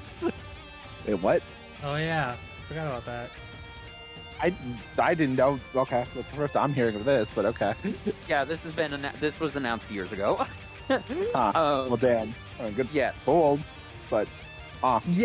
So the point is that Kratos's games seem to either be very influential, or they transcend something. They transcend into something that can essentially be adapted into a actual TV or movie format. So that is the type of scope Kratos as a character brings compared to his opponent. Yeah. Kind of a shame though. Yeah. I mean, we've been talking like I know it feels like we're like hyping up Kratos and kind of down talking Asura's Wrath. That's not what we're trying to do. It's just like, like if you look at both franchises, you kind of start to understand why we're talking like this. Like that's not exactly Asura's Wrath's fault. I don't really think that. Well, anyway. But no, it's not his fault. You're right. It's just really like, taking like one of the most I'd argue one of the most influential characters in gaming history who would have as a very lengthy franchise versus someone who had a singular game, which unfortunately got left behind. Yeah, I think that no. And to make matters, just if you couldn't tell based off what I just said when Kratos first started over 20 years ago, Kratos is essentially the modern 2000s best PlayStation mascot, and his presence today is going stronger than it ever has been. That is something that Asura just does not have, and it is unfair because Kratos' story and where it's progressed now is so thrilling and it's so engaging, and then you just get to Asura, who only has one game to expand his character, and then after that, it's just left up to what could have been. Mm-hmm. Yep. Oh, what are you gonna do? I mean, the matchup still kicked ass. So like, yeah. What are you gonna do though?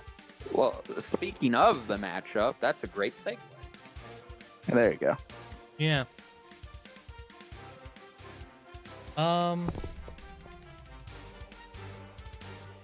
Yeah, I don't know.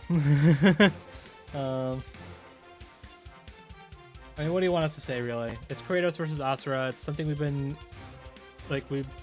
we've talked about getting for so long, and something we've been something a lot of people have been clamoring for ages. It got on two different champion champion polls. Lost both of them, and funnily enough, we are getting this before the winner of the last poll, but details. Yeah.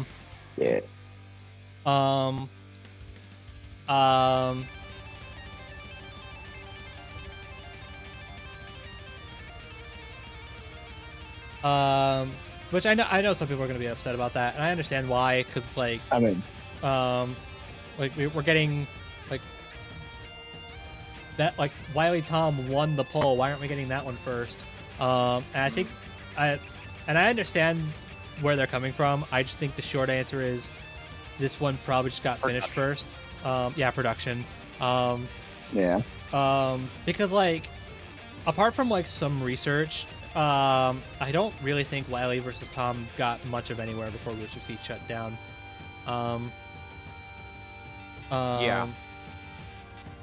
But I mean, look where we're at now. We got we're getting somewhere. Animation production has started. We know that, so that's cool. It's cool. So it's probably not too much further away. And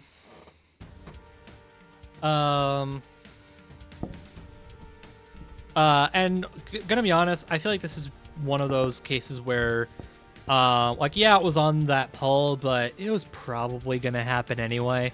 Yeah, I was gonna say. I mean, I don't know. I know talking with my friend group, this was a common thing. I have a feeling they were just gonna do whatever got second place as well. It's just, you know, they were gonna put more work into the winner. Yeah. If that makes any sense. Yeah, no. Yeah, it was just that the winner is like we are locking this in for this season, but when they did seasons, but you know what I mean. We are locking this in. We are doing this, no questions asked. Like if like for Kratos versus Asura, it was probably like we are probably going to do this, but if some catastrophe happens behind the scenes, which things tend to do, then we'll push it back. Or my head canon is Devil Artemis probably just made a killer pitch about why he wants to do this episode, and they were like, "All right, fine, bet we'll do it." Yeah, that could be true too. I mean, it could be all of them, honestly. It could. Yeah, no. Who's to say, really? Because, yeah, no. I mean, this is it's Kratos versus Asura, bro. Kind of hit the nail on the head. What more do you want us to say? This has been Kratos' most requested fight, Asura's most requested fight, for a good long while. Like, this is up there in terms of long time request, and the fact that it's still gained traction into Tournament of Champion polls, and it came very close each time. The last one, literally second place. The only reason it lost is because San Monica Studios picked December of all months to finally announce. Oh yeah, by the way, there's a free 4-hour DLC with Kratos that expands the story. Go play that. It's out right now. And by that time, Tom versus Wiley was already just running around doing the SpongeBob Squidward meme. Yeah. So we didn't know. We just didn't know what the future of this fight was, but now we do. It is happening. It's being worked on by a guy who is overly passionate about it, and it finally gives us a run back. Overly passionate is probably the right word, because have you seen the shit he's been saying on Twitter? Yeah, exactly. And I mean, hell, to go a step further, this episode wasn't even included in the base 4 tier. It wasn't included in the first tier for the Kickstarter. It was its own separate tier. Which, by the way, it surpassed that in about half an hour. Yeah. Yeah, that didn't take long at all. No, it didn't. Hell, it didn't even take half an hour. It took 21 minutes. So people really, really wanted this fight. Yeah. And now here we are. Yeah, and you know what? We get two cakes because we get the best of both worlds because we're getting both this and Wiley Tom eventually. Yeah, So there you know you what? go. Yeah, There you go. exactly. Yay, two cakes. I Yeah, hope exactly. you get the meme. Yeah. Now the question just remains: which one of them will be better? That's the question. That is the question. Which one? Mm-hmm. But that is probably a question best saved for the end of the year. Wink, wink, nudge, Here, here. nudge. Yes. Speaking of, so yeah, production. We've said it Right. more than 5 times. This is the Devil Yeah. Artemis. Yeah, They Devil do. Artemis. Devil Artemis is working on this episode. Next. Yeah, Yeah. exactly. It's Fine. cool. You want a visual example of what it's going to look like? That here, he put out a teaser trailer that was meant to coincide with the Kickstarter to show how hyped he was if he got to do this fight. There, next. Yeah. Actually, No. talking of that preview real quick, I just gotta ask, how the hell does he make a preview look that hype when literally freaking nothing happens? Exactly. Like really really dissect that preview for a second, and literally nothing is going on. It is literally just Kratos sitting in his house, reflecting listening on to the ghost. reflecting on past memories and past sins, all while different camera shots are panning out, and then eventually Asura opens up the door and the preview's over. If you needed a description on the preview, I just gave you the absolute most perfect one. That is all that happens. But yet Devil makes it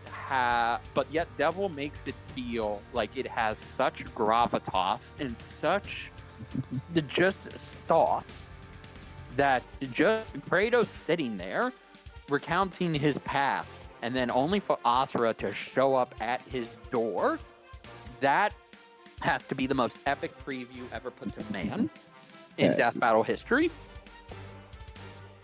Indeed. Okay, now we can move on.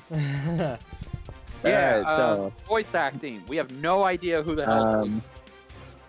Yeah. Well, I was gonna say because. Ironically, going back to the preview, because in the preview it just uses voice clips from both games, doesn't it? Yeah, all the lines in the preview are voice clips. Yeah. Okay.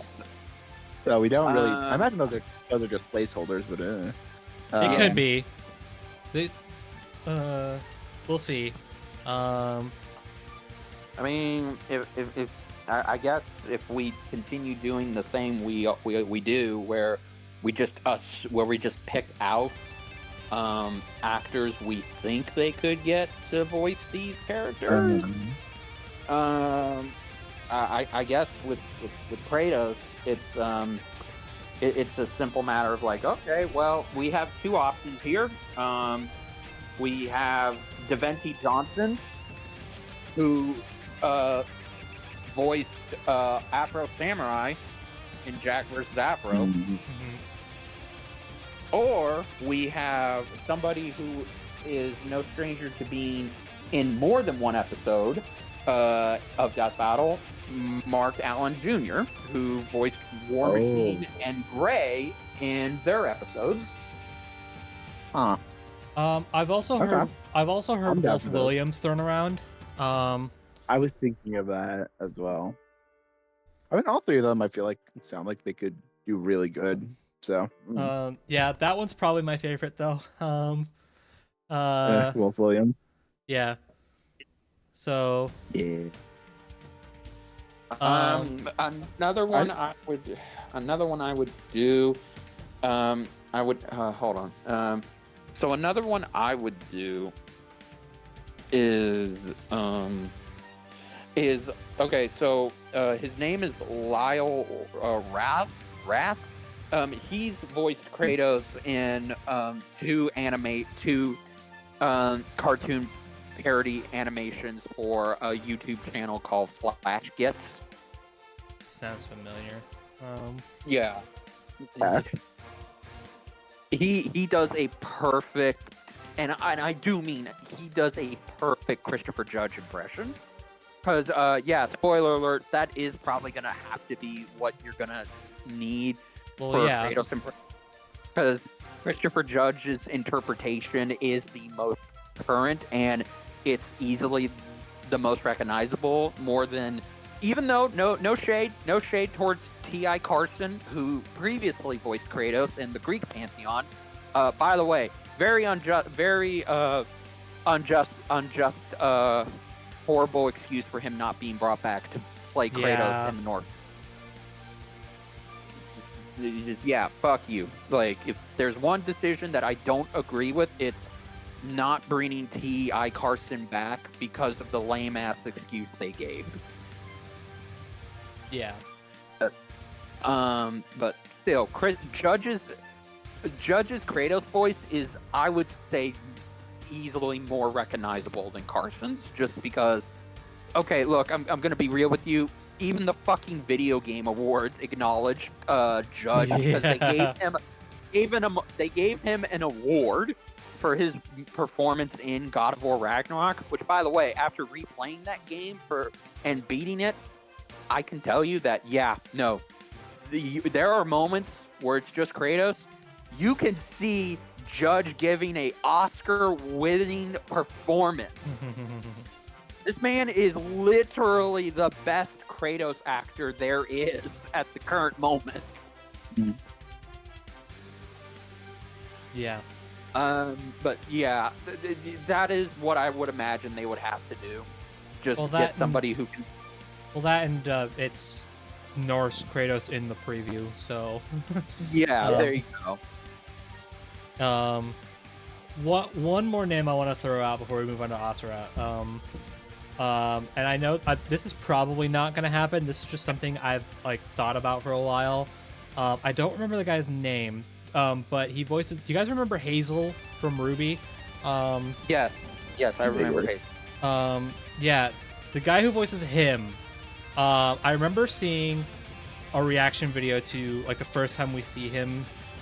The first time we hear his voice, and someone was like, "Hey, he kind of sounds like Kratos," and I'm like, "Oh, holy shit, he does." I'm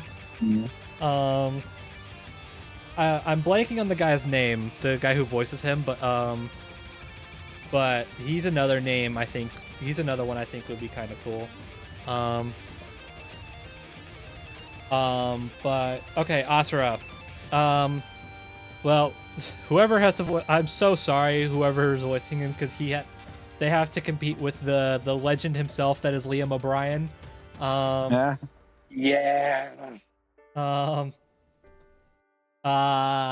And I may not have played this game, but no. I am very well aware of how much of an impact in the community that Liam O'Brien's performance as Asura has had. I've seen quite a few people talk about if they need an example of how good voice acting can be, they turn to Asura's Wrath. Oh yeah, no. And they turn they turn to Asura's Wrath, and they turn to Liam O'Brien. I mean, it's not like they needed much of an excuse to talk about Liam O'Brien's talent anyway, because that man is. Hey, pal, can you share some with the rest of us, please? Thank you. Yeah, exactly. Look, Liam O'Brien is up there as one of the greatest voice actors of the late 2010, 2020 era that we are currently in. This man is practically on Josh Keaton levels of good voice acting. Yeah, we talk a bunch of praise about Christopher Judge, and for good reason, right? But of course. But think about this for a second. Christopher Judge is mostly I'm sure he has a bunch of other roles that are decently popular, but let's be real, he's known for Kratos. He's known as Kratos and only Kratos. Liam O'Brien is freaking everywhere, and 99 times out of 100, you know he's gonna give it his all. And when he doesn't, it's because the writers suck. Exactly. Yeah. But like Christopher Judge is one of those. Like, he's one of those voice actors that like he was probably chosen. Well, he was chosen because not just because of his voice, but also because he has like the build they were going for. Because God of War was going for more of like a I say realistic tone, but you know what I mean. Like that's not that's not actually the case, but you know what I mean. No, it was going for a more semi-grounded style because so canonically Kratos is supposed to be 6'7", 6'8". Yeah. And T.I. Carson is a whopping 6'4", if memory serves me correctly. And the studio and the director chose not to bring him back because he did not meet the height requirement needed for the mocap. So they held auditions and they turned to actor, and by the way, he is an actor. Like, he's not a voice actor, he is legitimately an actor. They found a winner in actor Christopher Judge, who not only had the height, because he's about 6'6", 6'7", so he more than meets the height requirement for the mocap. But he also had a booming voice, and that is why he was chosen.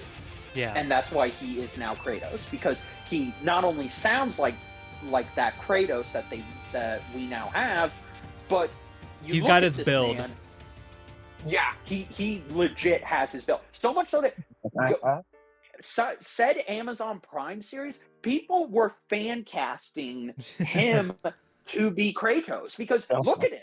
He is Kratos in real life in terms of the height requirement. Yeah. Right. This man could hold all three of us in his arms. Like what I'm saying is Christopher Judge is he's definitely talented. I don't want to make it sound like I'm like shitting on the guy because he's only known for the one role. But like you said, he's mostly an actor. Like a lot of the voice work is either done just right there because he obviously does talk too. But I don't know how much of the voice performances in God of War are done either on the mocap set or behind the mic. You know what I mean? Both. Just to answer your question. Well, yeah, but but what's the balance? That's what I'm trying to say. But like, point stands. Go on. But Liam O'Brien is a voice actor. No ifs or buts. No strings attached. No nothing. Liam O'Brien is one of the kings of voice acting. Anybody who knows anything about voice acting, they know who Liam O'Brien is. They've either heard his voice somewhere, because my God, this man has been in pretty much freaking everything. Yeah, exactly. I mean, like, chances are, even if you don't know who he is, you've heard his voice before. Yeah, no, exactly. Like, hell, the other one, again, agreeing with Bro, not to throw shade on Judge, but there's only one other actor that could possibly trump Liam O'Brien in terms of voice acting, and who arguably does wear that crown in terms of voice acting from the 2010 era to the 2020 era, and that's Troy motherfucking Baker. Yeah. Yeah, that's right. Yeah, and like if you're comparing him to Troy Baker, like that should speak for itself. That's like comparing both. That's like comparing a green and a red apple. Both of them are the same caliber, but both are vastly different in what they do and with their talent. Yeah. All right. So, anyways, enough putting pressure on the guy. Yeah, no. I'm gonna throw an idea out, and I'm saying this ironically because I know we bring this guy up as a meme a lot when it comes to the voice actor. Here it comes. What? Yeah, y'all think Tom Felton could do it? Good, you know, so- No. Like I'm being unironic because what I remember of Oscar's voice, I feel like Tom could get that. The vibe of him down. Potentially. Okay. Potentially. Okay, so I was going to throw out Gian Montalbano. Oh. Maybe. Okay, yeah, that's also another strong one. Shit. I was gonna throw out, you? and this is what I was gonna throw out, and this is only because he's voiced another Liam O'Brien character on the show before. I was gonna throw out Chris Guerrero. This is good. Oh yeah. I don't know if he still has that in him anymore because that voice he gave was almost 10 years ago. What do you mean?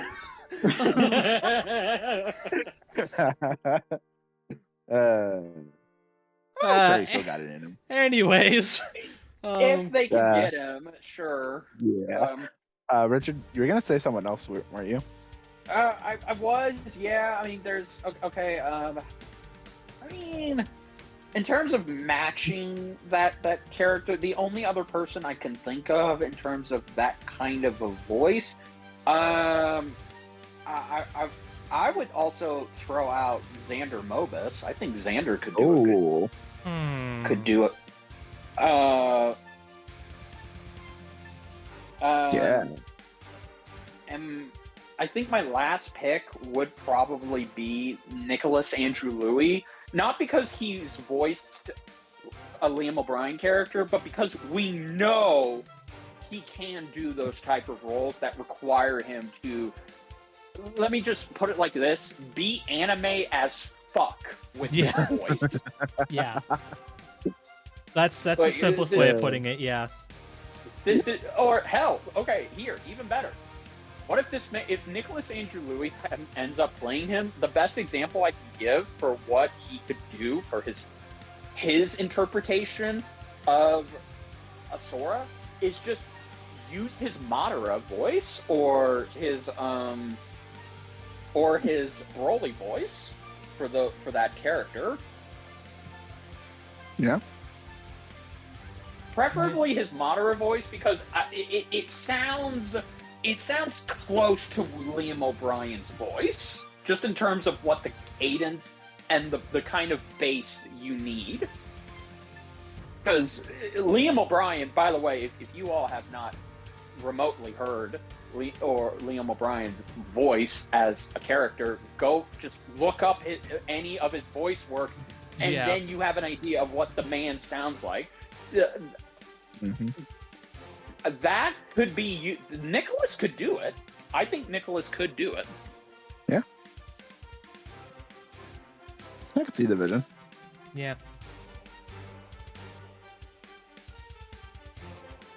Okay. And then I was gonna say real quick contract. Yeah, I guess. Let's make this quick. Yeah. I mean, I feel like I feel like it's kind of a no-brainer that Brandon, considering. Yeah. I'm imagining a bit of a Fireborn. Or like, yeah, that's kind of what was going through my mind too. Yeah, I was gonna say that. And what Princess, I was gonna say Princess of Pride. Oh, really? If you trust me, since I've played the North Saga, trust me, a Viking rock theme would heavily fit this fight. Trust me. Yeah, I see that. I can see that. Yeah. I mean, either way, I'm down. Yeah. So, I'm also wondering if they're gonna bring back the Thing Choir. I mean, I'm obviously not gonna. Considering, I'm imagine. obviously not gonna turn that down. I wouldn't bet on it, but Although I won't lie, first time I saw that preview, I was getting a little bit of Dark Souls versus Skyrim vibes off of it. So, maybe there is something there. I don't know. Maybe. Either way, I think it's gonna be a really cool track. So yeah. Okay. Well, we need to start speeding this along because we need to start. We're trying to do better on our on times for these episodes. So we need to. So we need to speed this along, and we have another topic to talk about too. So, yeah, agreed. I mean, spoiler alert: I don't think this is gonna take too long. Probably not. I do want to make sure we get as much as we can out of this, though, because okay, well, we're talking about who's gonna win this fight. So, so I'm not gonna go into the big spiel about about how we do this anymore. But at this point, you probably understand how this works. There is a couple things I want to note before we get super into it. First of all, man, scheduling sucks. Yeah. So okay, so just to get into this, so Richard is repping Kratos for this. If his talk about playing the Norse God of War games didn't make that obvious enough. As far as Asura goes, though, this is where things get a bit screwy. So,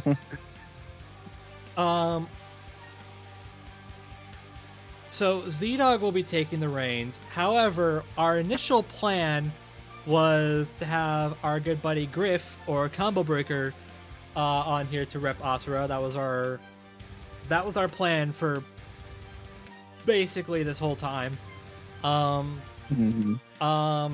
But you may have noticed, now that I've said that, you may have noticed that she isn't here.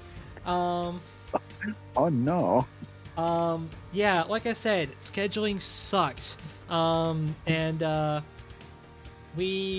she couldn't make it today. And just to kind of date when we're recording this, literally tomorrow as we're recording this is the MagFest panel. So just to date when this is, because I'm sure everybody's gonna know exactly when this was recorded now that I've said that, because everyone's gonna keep tabs on that MagFest panel. But but as a side note, if we don't talk about anything that was shown at that panel, that's why, because from our time frame, it hasn't happened yet. But we do know that we've been told that we are getting another. Well, I don't know if it's another preview, but we are getting a preview of Kratos versus Asura there, and I don't know if they've confirmed anything like this, but obviously with it being a convention panel, there's obviously going to be some little tips in there, maybe some little juicy reveals in there, maybe episode 2 of this year perhaps. I mean, I say that, but then they revealed next to freaking nothing at RTX a couple years ago when I actually went. So who knows? So yeah, who knows? Basically what I'm saying is we're not talking about any of that because we don't know it yet. It hasn't happened for us yet. Obviously will be happening. Obviously will have happened by the time this episode comes out, but because I mean the alternative is I'd have to edit this entire thing and get it uploaded and while I'm either sleeping or working. It's fun. So yeah, not happening. Sorry. So okay. So Griff's not here. She couldn't make it today, so she gave her notes to Z-Dog, and so he will be taking.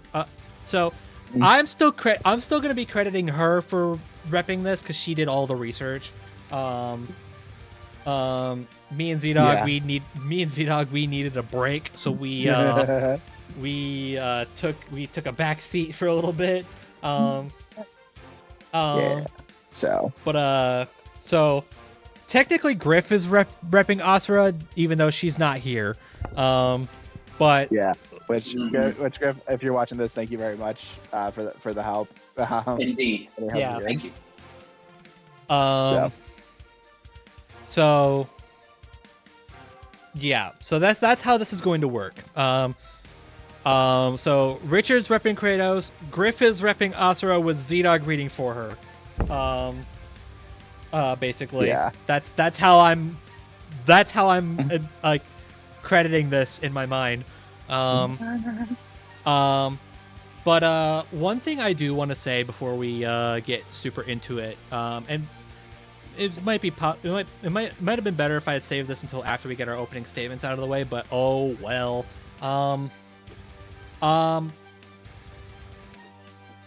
Okay, short and simple because I want to keep this short. This episode is very divisive. A lot of the discussion on this match has been kind of heated, for lack of a better term. Yeah. So all I ask is for everybody in the comments to hear us out and be a little chill about it. Especially since none of us here have actually done the research on Asura, so No. Like this is a weird situation for us, I understand, but this is just the hands we're dealt. But I also know that this match is very much I don't think it's quite to the extent of like Bowser versus Eggman. Like Bowser versus Eggman was basically dependent on a lot of the smaller details. Like you had to consider everything, right? And that's not to say that's not entirely true in this match either. It's just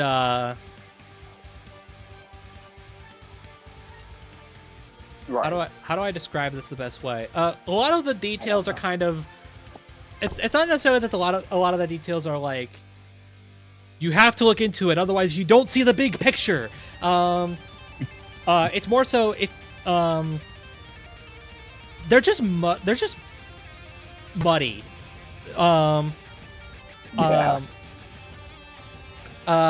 don't really know how much better I can describe it. God of War is going God of War is going through a lot of like, yeah, but is it though kind of thing. Like, Yeah. Okay. Okay. So let me just jump in here real quick. To make this as simple as possible, I will primarily be talking about Kratos and his adventures as they are in the Norse saga. I will touch up on his history, but I will not be talking about everything he's been through that started all the way back in the Greek pantheon, because I need y'all to understand, in total, Kratos has about 13 games of lore to go over, and that cannot be done in the time frame that we're operating under. So if you want Kratos' whole backstory, all of his weapons from before he arrived in the Norse saga, your best bet by the time we're recording this is to go watch his Death Battle preview, which covers literally the entirety of the Norse saga in 3 minutes. Yeah. That's it. This is a new, completely different take on Kratos, and I will be scaling him to what he did in the Greek pantheon, but I'm not using anything. I'm just using his base Norse saga loadout. That's it. Right. But what I'm more so talking about is like, for whatever reason, God of War goes under a lot, like anything that would be considered like anti-feats for any other franchise suddenly counts for God of War. Like God of War feats are just put under a lot of scrutiny for really no particular reason. I mean, unless there is a lot of like, there might be some like weird details on some feats, but like, but there's not this much level of scrutiny for almost any other franchise ever. It's just God of War for some reason. Yes, and it's completely unjustified. And then on the flip side, I guess it's just because like Asura's Wrath isn't as widespread and it's not as accessible, but details on a lot of Asura's Wrath feats are super. I don't know if vague is the right word, but it's like I said earlier, it's muddy. It's dubious to say the least.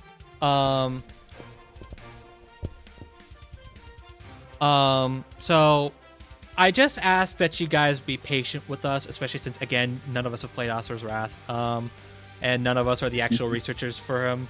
So, just know I understand that this fight is probably going to be a lot closer than we're probably going to make it out. Is what I'm trying to say. It's just we're working with what we got here. Yes, and we're going to be doing what we can. So let's leave it at that. Well, okay. With that long-winded disclaimer out of the way. The episode is titled Kratos versus Asura. Richard, the floor is yours first. Tell us about the retired God of War. All right, so last we saw Kratos, he had just committed genocide on his whole universe, his home, the Greek pantheon. As we know it, it is now a flooded, desolate wasteland. Every bit of life that ever existed, including humans and the gods, are all gone. So, after Kratos impaled himself with the Blade of Olympus, he went on to move in the Norse saga, and essentially that means he jumped universes, came to the Norse universe, and he sought to retire himself in Midgard. He had seen a lot of destruction, he had done and committed a lot of atrocities, all in the sake of vengeance, and in his own mind, he felt like he had just hit a wall. It brought him no peace, and he decided he was going to now live as a man, not a god of war, not even a god. He practically hid his godhood abilities in favor of just being a regular person. So, he came across a woman who at the time he did not know was a giant named Faye. Faye brought him back to, well, let's just say she brought him into a world of simplicity. He fell in love with him, her, they married, and they had a boy. And they raised that boy together, hoping to start a new life, but sadly, her time was cut short. And after her passing, Kratos took his son, Atreus, to the mountain in the highest peak of all of Midgard to spread her ashes, as it was her final request. But upon the way, he came into a tracker by the name of Baldur, who happened to work for Odin and be his son. Kratos, not wanting to get involved, got involved, and Baldur tracked him and his son all throughout the 9 realms until Kratos finally came across a witch and other allies who made the journey more plentiful for him into just achieving the goal he wanted, which was spreading his wife's ashes.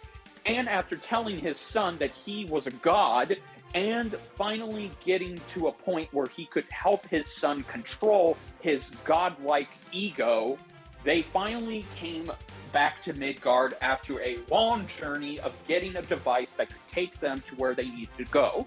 with the assistance of their new ally, Mimir. And then Kratos came face to face with Baldur again.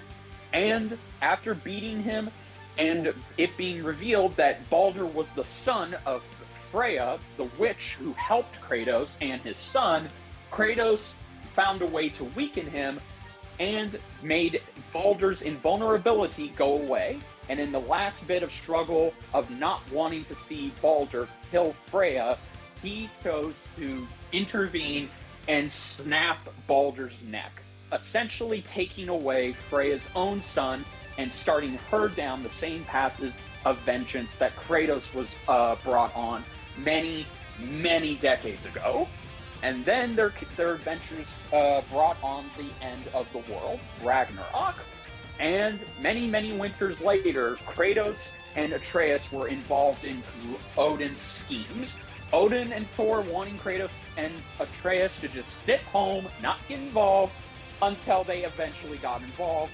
And the battle began for Atreus, aka Loki, who was now going to be at the center point of what would happen for the future of Midgard.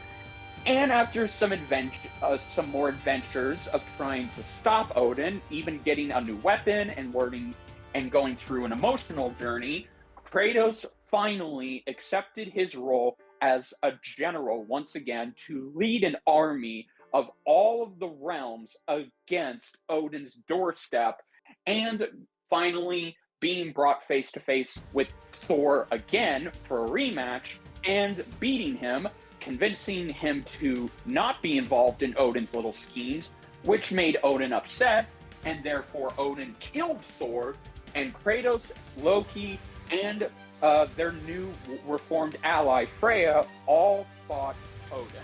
And in the end, Kratos did best Odin, and his soul was trapped, then smashed by an ally that had taken his brother. And now Kratos is currently reformed, going through another emotional journey after leaving his son to his own devices to fulfill the promise of wanting to reform and learn more about his culture.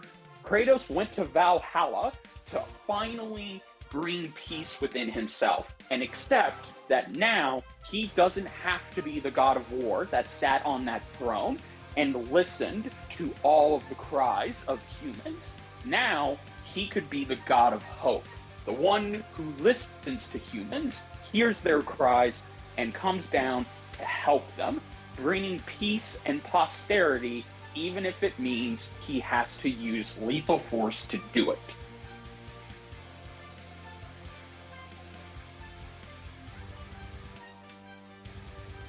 That's it. Okay. Okay. All right, well, I guess it's Asura's turn. So Z-Dog? Okay. All right, let's see what we got here. All right. So, gods. To the masses, they may be seen as perfect beings without flaw or conflict, and to anyone who has ever looked at mythology, you would know that such a thought is stupid and dumb. You see, our story stars the incredibly badass and strong Asura, a demigod and powerful force of destruction in a godly army. He served his home incredibly well. That was until one day, after returning home from an incredibly awesome fight in space, Asura was summoned to a meeting with the Emperor. However, while you may think he was about to get grounded for staying up past his bedtime or something, you'd be wrong, as what actually happened next was far worse. As Asura entered the throne room, the Emperor's body collapsed onto him, covered in blood and nasty slash wounds. He was dead. And despite the wound suggesting a bladed weapon being the cause of death, the well-known fist fighter Asura was accused of murder. In a hurry to escape the allegations, he heads home to find his wife dead and daughter missing. He eventually finds his daughter, only to be stricken down by Deus, who was the one who actually killed the Emperor. Now cast out of heaven, Asura, fueled by pure wrath, goes on a rampage, killing his previous comrade out of hell and trying to save his daughter like a true badass dad. Okay, that was all she wrote for the story. Should I just go into powers now, or? Yeah. Okay. All right. Well, yeah, that was the only. Yeah, that was the only, Okay. Then whatever. Like full paragraph you wrote. Okay. Whatever. Okay. I guess let's just dive into it then. I think Griff, if you're watching, next time write an opening statement, please. Yeah. Anyway, sorry. Anyways, okay. So let's dive into, because I don't. Maybe I did space out a little bit because I was focusing on something else while Richard was going, but I didn't really hear much in terms of like powers or weaponry. So let's dive into that real quick. Okay. So this is gonna be a mess. Okay. Let's okay. What do they got? What are Yeah. Okay. Well, Z-Dog, you go first. I'll go second. Okay. Well, so Asura has the power of flight. Yeah, that's cool. He can use an energy called mantra to fire projectiles like quick weak blast, bigger stronger homing blast, and AoE explosions. He can lock onto multiple targets at once, allowing him to fight multiple opponents at the same time. Has an aura of wrath so strong weaker enemies can refuse to approach him. His soul can be absorbed while in hell. His soul can't be absorbed, as while he was in hell, he was never absorbed. And apparently, I'm guessing this is included because I think this is from the Street Fighter DLC. That's fine. He apparently can also use the Raging Demon. So, that's cool. Let's see. What else do you have?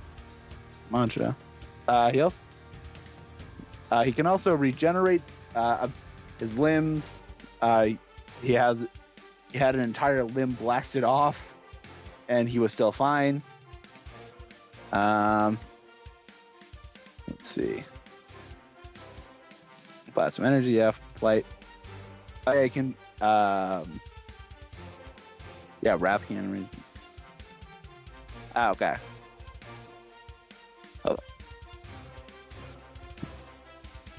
Hold on, I'm trying to just. You're fine. I'll be good. All right. Oh yeah. Okay. He could also, if I can find it. Yeah. Okay.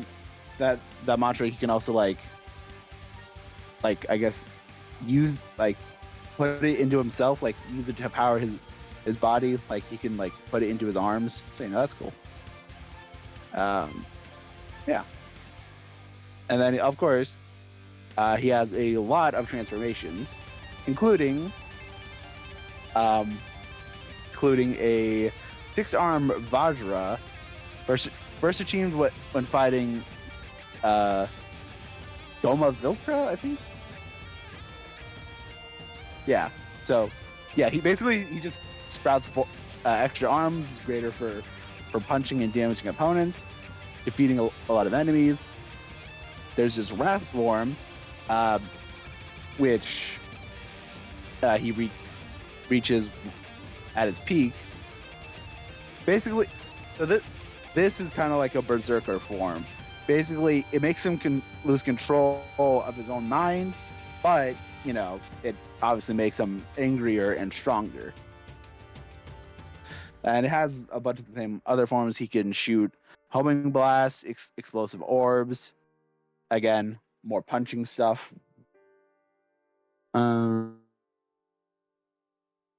see what else. Okay. And then he has. He has a few other forms, but I think it's just power increases. Yeah, mantras, Asura, and 6-arm no mantra Asura. Yeah, basically power increase, more arms. And then he has a destructor form. In this state, Asura grows to the size of dwarfing the planet. He lives on dwarfing the planet itself, greatly boosts his power, and allows him to easily destroy planets and stars that are launched at him. Yeah. Okay. And with this form, he also has the mantra of deities, which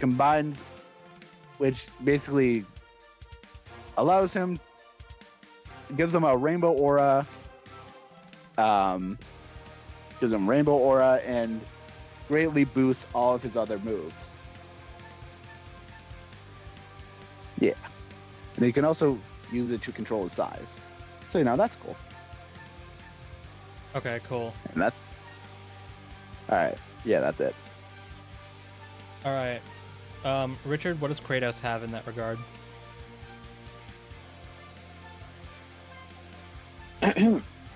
Okay.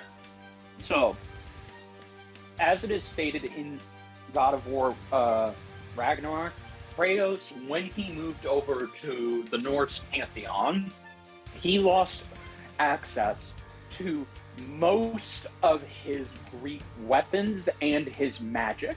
Everything that he could use from his time in Sparta up to Olympus is now gone. So Kratos had to start over from scratch. Thankfully, there were at least two things he kept. The first being the iconic Blades of Chaos themselves. And as it's revealed, the reason why the Blades of Chaos still function and operate in the Norse saga is because the flames are essentially the actual corporeal, I'm butchering that pronunciation, but they are the actual corporeal embodiment of heat itself, meaning that Kratos can use the Blades of Chaos anywhere in any universe he wants. And these weapons, of course, were forged onto him by his deal with Ares after the god of War tricked him into killing his family and giving them to him when he prayed to him to give him strength all those decades ago. And they were recently blessed with the fire of Surtur himself to be even hotter. So, to put it simply, these things can emit flames that are so powerful, so hot, that they can burn anything in their area to ash. Hell, no pun intended, these things can even be used and kept Kratos warm in his time and journey into Norse hell itself, where he had to go get an antidote to cure his son's illness at the time. These weapons were the only thing that were allowing Kratos to walk in and out of hell itself, which is said to be severely cold that not even Odin himself could survive a time in that little area. And finally, Kratos, as of recently, was gifted the ability to bring back, whether or not they'll count this or not, it must be counted because Santa Monica Studios did put it in, but after Kratos went into Valhalla to make peace with himself and train to become the new god of hope, he gained the ability to summon the Blade of Olympus, which accordingly cannot and should not be in the Norse area since it was drained and it was left useless outside of its own existing universe. But now Kratos can summon it anytime he wants from his memory into reality. Whether or not this will be a staple that'll continue in God of War 3 or 6 as the numbering goes is it's basically left to interpretation, but it still can be counted here. And Kratos, of course, has a few new additions, the first of which is his Leviathan axe. This would belong to his wife Faye, And it was made by two dwarfs who specifically made this to coincide and compete with Thor's hammer, Mjolnir. And it had received various upgrades and enchantments by the dwarves as Kratos' journey continued after he met them. And the thing was able to prove their theory correct because it was able to stop and stalemate Mjolnir in its tracks, but it's mostly famous because the Leviathan axe has the ability to freeze anything to sub-zero temperatures. And it was even able to freeze Thor's lightning bolt in solid place. And because of the status of the ice itself, the lightning bolts still haven't melted. And this has happened twice. Once with his first fight with Thor, and the second time was a long time ago when Faye, his wife, also fought Thor, and their fight ended in a stalemate. The Leviathan axe also is, well, an axe, meaning it can cut through anything of any material. And finally, he now has a shield, which was also gifted to him by his late wife, and it was able to go and, at the bare minimum, survive very briefly against Mjolnir. But other than that, the shield is mostly unbreakable, but if you have a god-sized weapon in your belt, the shield will break essentially like paper.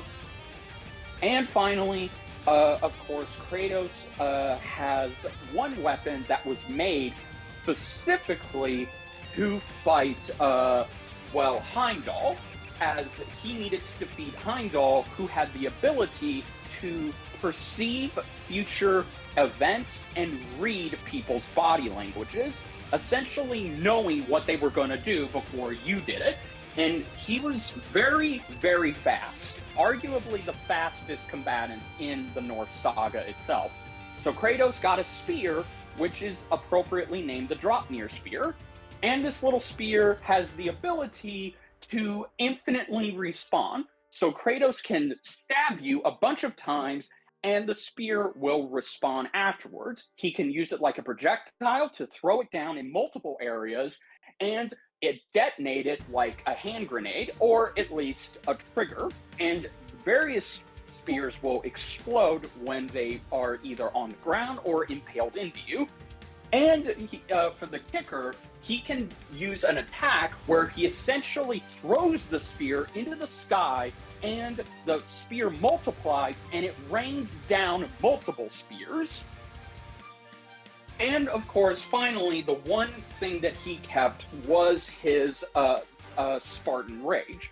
Kratos already having natural superhuman strength, durability, speed, and a healing factor, Kratos, when he taps into that Spartan Rage, it's essentially a Super Saiyan boost. It boosts his focus and his abilities above a god, and he's able to do serious damage with the Spartan Rage. And over the decades, he's learned how to control it. Before when he entered into the Spartan Rage, it was essentially like Thor's rage meter, where if he entered Warrior's Madness, Thor would lose all sense of his individuality and just be a rage-filled monster.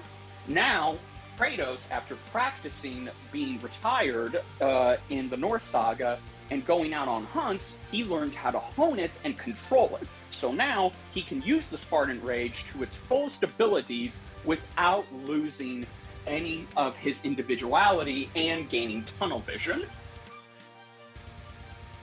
And that is all Kratos has. Kratos has fought countless gods of the like.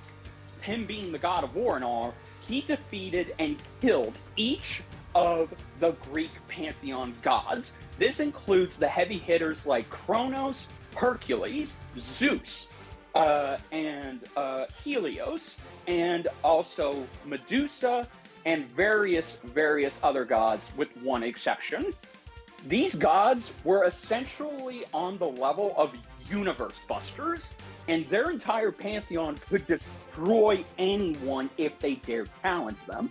Recently, in the God of War Norse saga, Kratos has killed, as I said, he killed Baldur, who had invulnerability to pain of any type, and he also killed Heimdall, and was able to go toe to toe and match with Thor, the very god of thunder himself, who, by the way, this incarnation of Thor is said to be so strong that when he fought Jormungandr, essentially a giant serpent that can wrap around all of Midgard itself, he fought it to a standstill until their fight ended with Thor sending Jormungandr back in time and essentially living out a paradox where Jormungandr will eventually catch up to Thor and they will fight again, only for Thor to be beaten, ironically,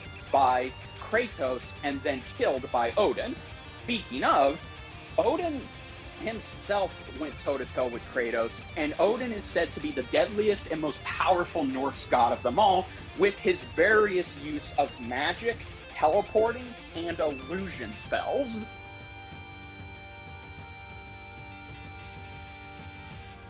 That's it. Okay, cool. Yes. And if I had to mention one last impressive feat, it's the feat you all know is coming.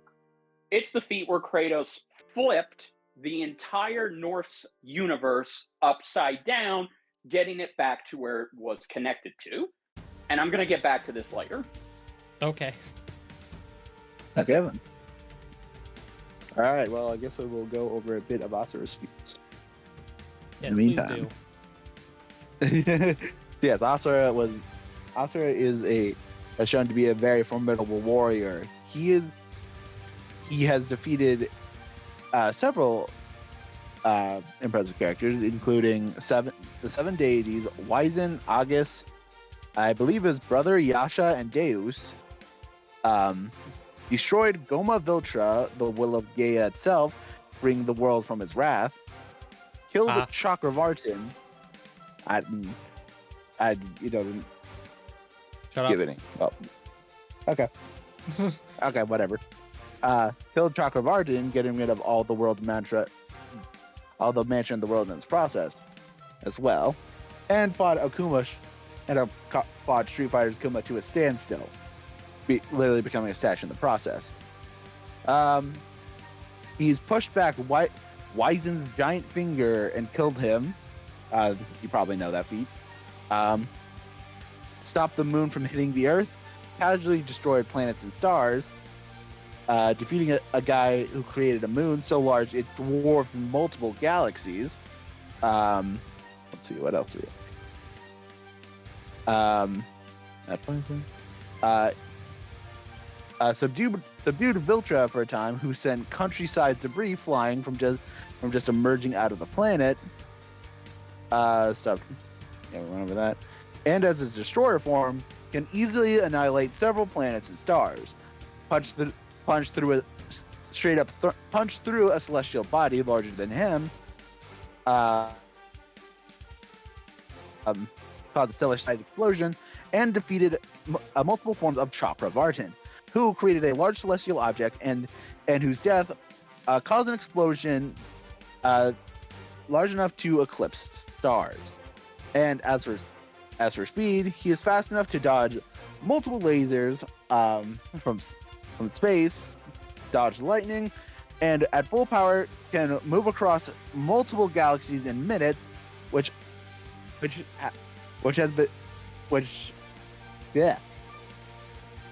can be called several hundred times trillion faster than light.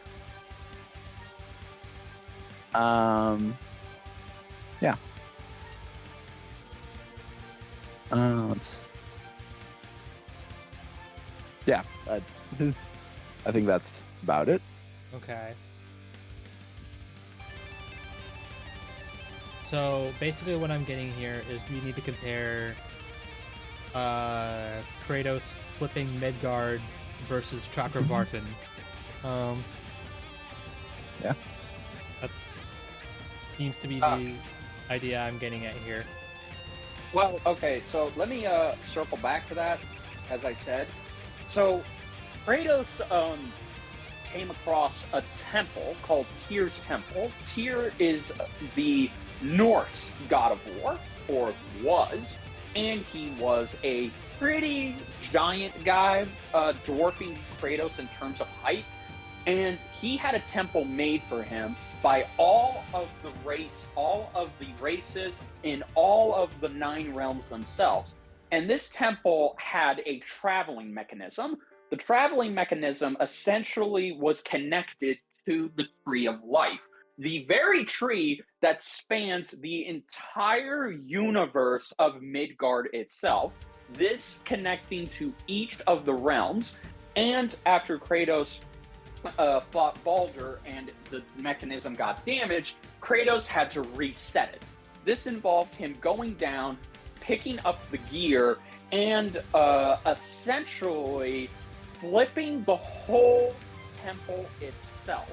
And the temple is not just a small temple, no, it's a very, very large temple where the inner mechanism inside the room that it's placed in, that whole area, once it was flipped, it was near the sky, and it dwarfed both Kratos and his son Atreus just in terms of where they stood. So think of it like Kratos essentially flipped a giant building that just so happened to be connected to the very universe itself.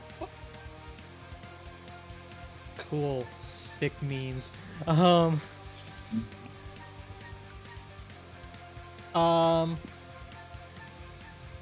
Okay, I kind of want to talk about okay, Kratos' healing factor, how good is it?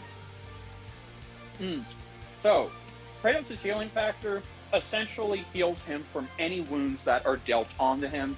And to give you an idea, after Kratos is done fighting, if he has any severe wounds that are lethal to us in terms of stabbing, electrocution, fire, or broken bones, his healing factor will heal him and put everything back where it's supposed to be, including his very own stamina.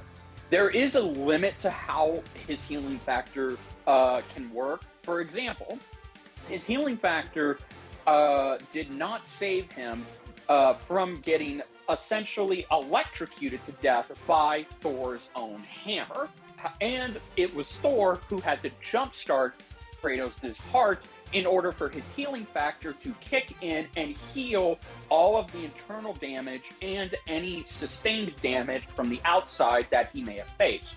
Now, this is interesting because this is one of those scrutiny feats that Bro was talking about.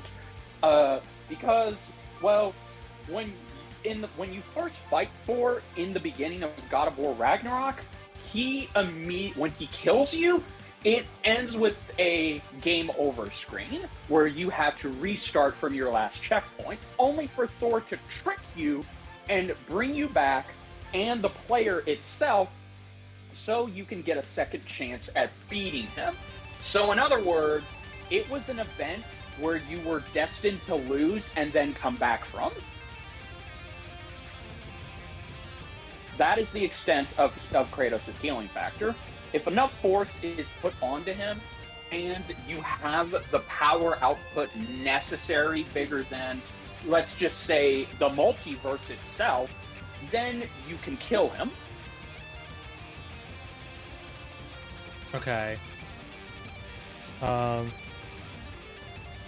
like, it's not gonna like repair him, like having like his limbs blown off or like half his body being destroyed or something like Asura's would, right? Correct.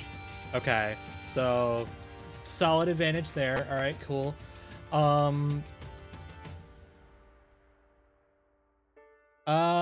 Let's see.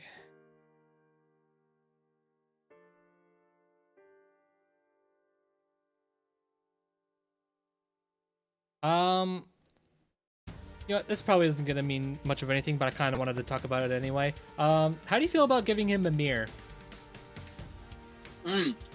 That's a good question. So, Mimir is part of Kratos' arsenal. You are correct.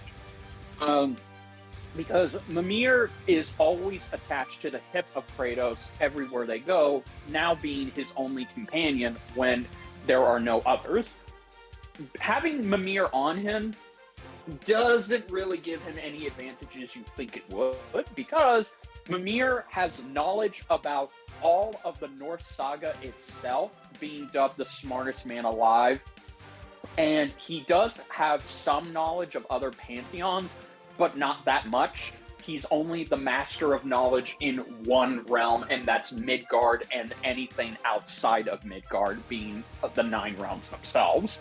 So Mimir doesn't offer any strategical advantage in battle. So, in other words, it's not like Mimir could find a way to inform Kratos about Asura and tell him exactly what he wants to know.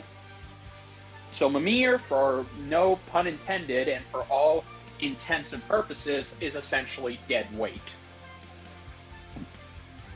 Okay.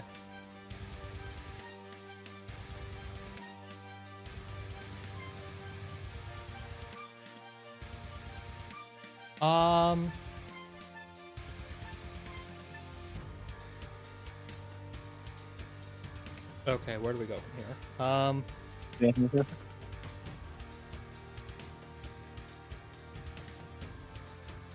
I mean, I'll be honest. I mean, I don't know how long you want this to go on for.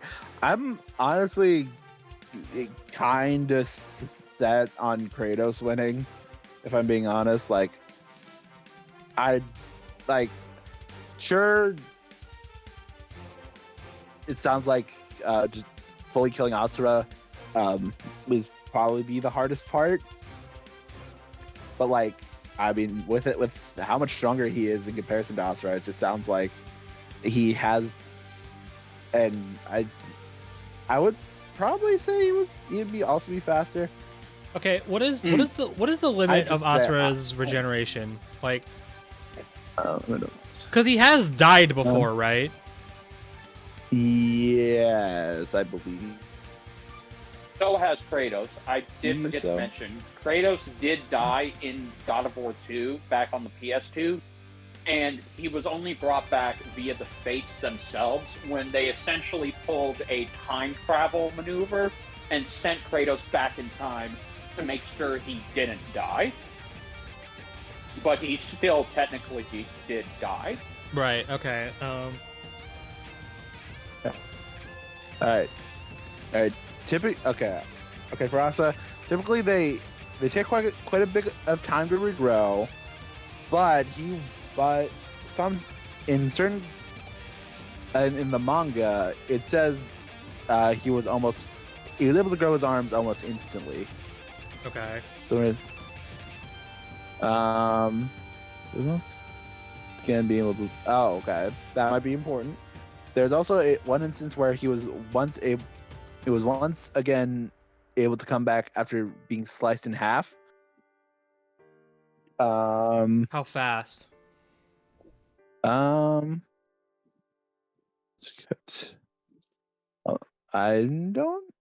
don't think it says. Okay, then never mind. There's no video link. It's gonna have both.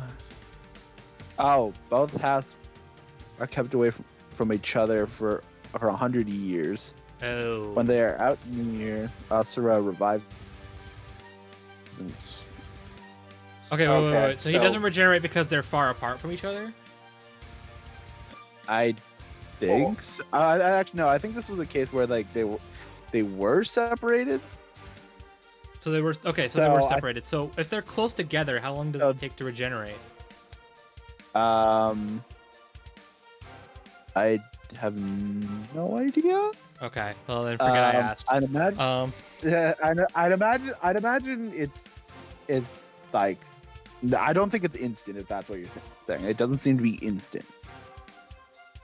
If that makes any sense. Also, apparently, Asura's time frame for resurrection reduces each time he comes back.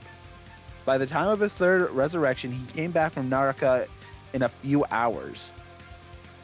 So It's okay, only- so he regenerates faster the more more- he's killed. yeah. Yes.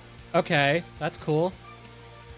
Although again, I was gonna say it's like it may take a while to kill him, but I was gonna say if Kratos like has the strength and speed to do it over and over again, plus I'm wondering if there's anything like Haxi that Kratos has. I know I think he does in the Greek saga, if I recall correctly. He does, yes, but I did mention that he can't use those abilities anymore since he's not in his elemental universe. Okay. But Okay, is it?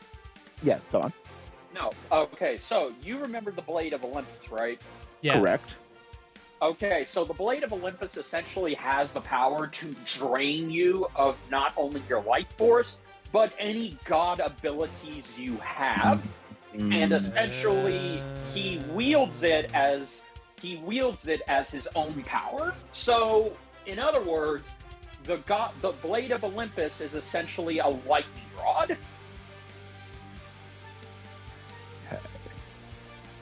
So even if Kratos had to kill him again and again, and each time Asura would just come back quicker than he did before, well, Kratos could just use the Blade of Olympus to completely drain him of his abilities and take away anything that is left in his body, leaving him a mortal man. Because this worked on Kratos. And it's even been stated that Zeus, when he created this blade, he put not only his own power in this blade, but he specifically put Kratos' godlike abilities into the blade. So when Kratos stabbed himself at the end of 3, he regained those abilities.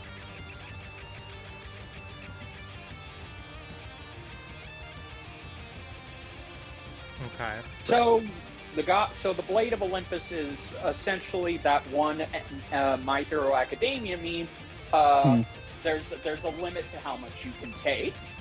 Your power, he said, your power is absorption, not nullification.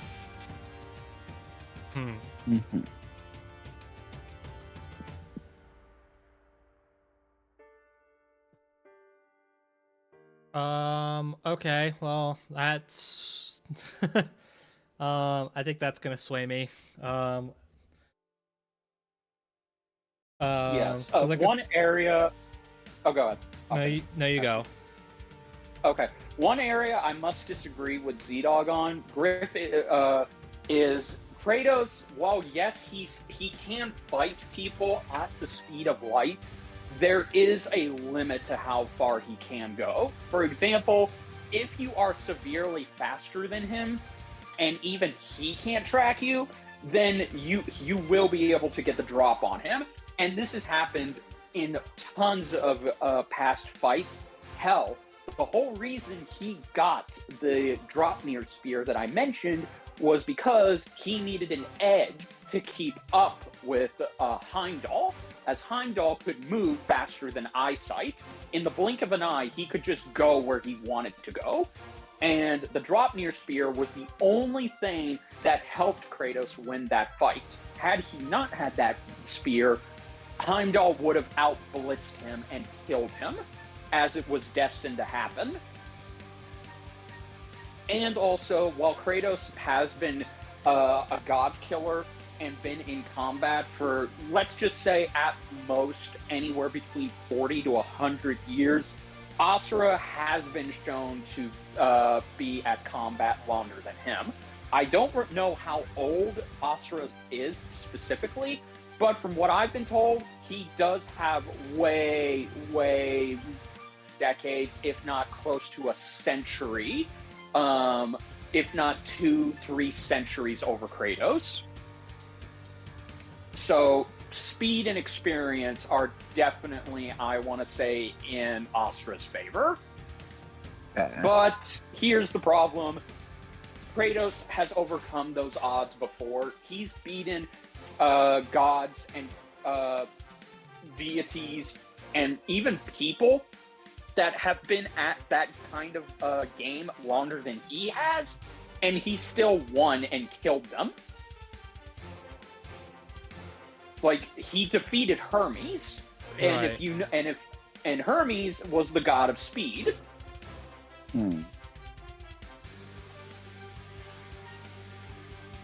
So See, that is one area I will concede Kratos doesn't have an advantage in. See, I'm not entirely sure if Asura has an edge in experience, which this doesn't help him at all. But I say that because, like, yeah, he's older than Kratos, but from what I understand, Asura spent a lot of his life dead. Yes, you are correct. So I don't know. Again, that's not helpful at all, but No. but it's just something I wasn't sure about.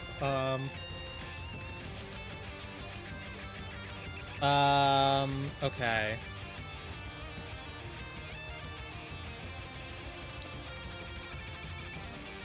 So, okay. Well, we need to wrap this up. So, yeah, I'm gonna go with Kratos. I too will be going. As obvious as it is, I am going with Kratos. Yeah, no, I'm siding with Kratos. I do think us. I mean, I'm not like, oh, I'm gonna like with a lot of death battle outcomes nowadays. I am gonna like keep a bit in my mind that Asura can win, because I do think there might be a slight chance somewhere, but I just think Kratos is like a safer bet overall. Yes, because just to nip it in the bud here, Asura is a close quarters combatant, but Kratos exceeds in not only close quarters but long range combat, as he has various weapons. He has various weapons that give him an edge in any field he's in. His Leviathan axe can be used in both close quarters and long range, and very much like Thor's hammer, it will return to him no matter how far he throws it. And his Blades of Olympus are good for close quarters, larger enemies, and even if you're off somewhere in a safe distance, he can just chuck those things like Scorpion's Kunai Spear and get your ass over to him in an instant. And there's the Dropnir Spear, which, once again, that's more of a long-range weapon, but Kratos was taught at a very young age, when he became a Spartan, how to use a spear. In fact, using spears is kind of his specialty, so he knows how to make a spear weapon work as both a long range and a close quarters combo. Yeah. I guess the only thing that's still kind of like, I mean, this, I understand that having like a big advantage in strength or speed would basically make this null and void, but Asura's some of Asura's transformations are freaking ginormous. I didn't mention that, but yeah. Yes. I mean, like, that's not. I mean, to be fair, that's nothing new for Kratos at this rate. I mean, Kratos has fought. Kratos fought the Titans themselves. Yeah. And okay, going back to his fight with Thor, remember, I did say that Thor was able to fight Jormungandr to a standstill and even knock his ass out. And Jormungandr is a giant fucking snake that can wrap all around Midgard itself. And if Thor could fight him, if Baldur could fight him, then so could Kratos. So okay, that's fair. Planetary size opponents are not exactly something he's out of his depth on. Yeah. Okay, that's fair. I was gonna say, like, comparing it to the Titans, like, yeah, okay, sure. Like, the Titans are big, but they're not that big. Yeah, I guess Jormungandr is that's a good point. Okay, fair enough. Yeah, all right, cool. So unanimous, Kratos. Unanimous. Unanimous. All right, cool. Sorry, Astra. Yeah. And Okay, gonna be honest, I'm not gonna like say I'm super confident on Kratos, because obviously our knowledge on Asura is pretty limited, all things considered. Yeah. But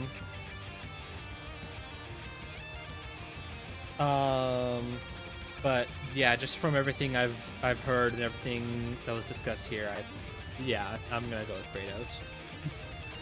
Yeah. Yes, and it also, and again, I will concede that if they had to give Asura points in something, it would probably be speed, experience, and most likely they would call durability a tie, since both of them are almost to an extent unkillable.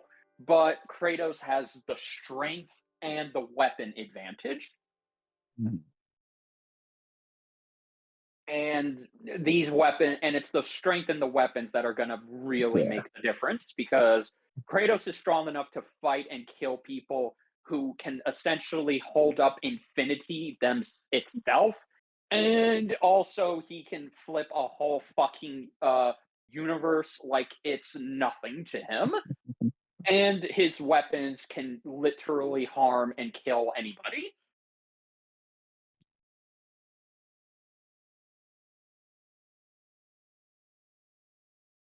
Yeah. Okay. All right. Well, cool. Um. So with that in mind, let's move on. And let's make this last one pretty quick because we don't have a lot of time left. Um. Yeah. No. So yes. Luckily, unlike the last time we did something like this, we only have one person or team to talk about. Thank God. Thank Yep. God, indeed. Because if you somehow forgot, we are getting the return of Ismahawk thanks to us. Yay! Yeah, we let's, funded it. Let's go. let's go. Yeah. Yes, So if you Ismahawk. yeah. Sorry, go on. Yo, I was gonna say, if you somehow don't remember, yes, thanks to the Kickstarter, one of the stretch goals that was included was getting another live action death battle episode done by the wonderful folks at Ismahawk. So think Nightwing versus Daredevil, Winter Soldier versus Red Hood. You know who they are. Yeah. So yeah, cool. Yes. So yeah.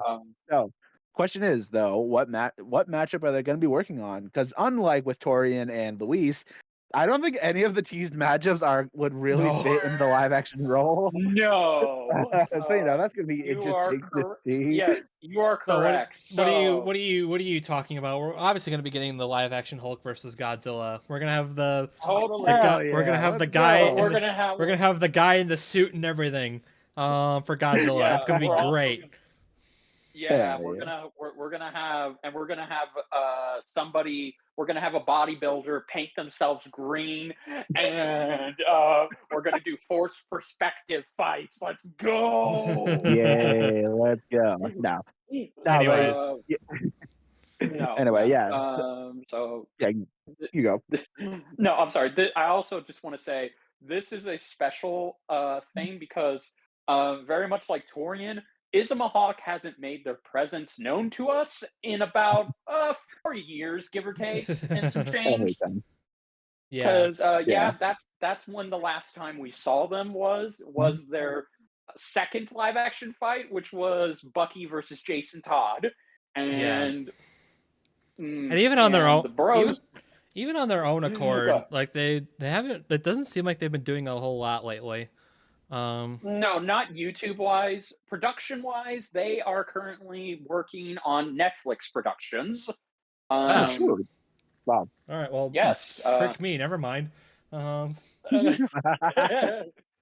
uh, so yes, but they'll be making their Death Battle return, and just know, unlike Torian, very much like Torian, uh when they this will be a Ismahawk production, so that means that they will control every single frame of how the live action fight will go, and I Mhm. hope we get a beautiful behind the scenes Oh bonus content please, from their YouTube channel, because god please, dang it. those are great. I love them They so much. really are. Yes, like holy shit! Like even the bros during our break, we actually watched minute matchups and we watched their behind the Yeah. we rewatched their behind the scenes, and my God Almighty, it was beautiful. Yeah. Indeed. Yeah, good Um. times. Good times. All right, so we're gonna do the All same right. thing we did with Luis and Tori, and we're each gonna give one matchup. For the love of God, only one. Um. Yes, Um. no two-parters, just one, Um. And obviously, maybe 5 minutes. obviously, like they're live action, so we're gonna keep our expectations to that degree. Like, Yes, um, that's true. I mean, it's you should know the drill at this point. So Yeah, who the hell wants to go first? It me, doesn't. since I'm the Okay. obvious one. Okay. Okay, go for it. All right, so mine is the obvious. Look, it's been requested for a long time that it be in Death Battle, primarily as a live action fight. It's been toyed with a lot, and even another YouTube live action versus series is going to throw their hat in the ring at it. But what's the best way to? What's the best vampire? What's the best way to celebrate Halloween by having a vampire slayer fight a vampire slayer? It's Buffy the Vampire Slayer versus Blade the Daywalker. Mhm. Haven't heard of this one in a hot minute, but I'm down. Yeah, no.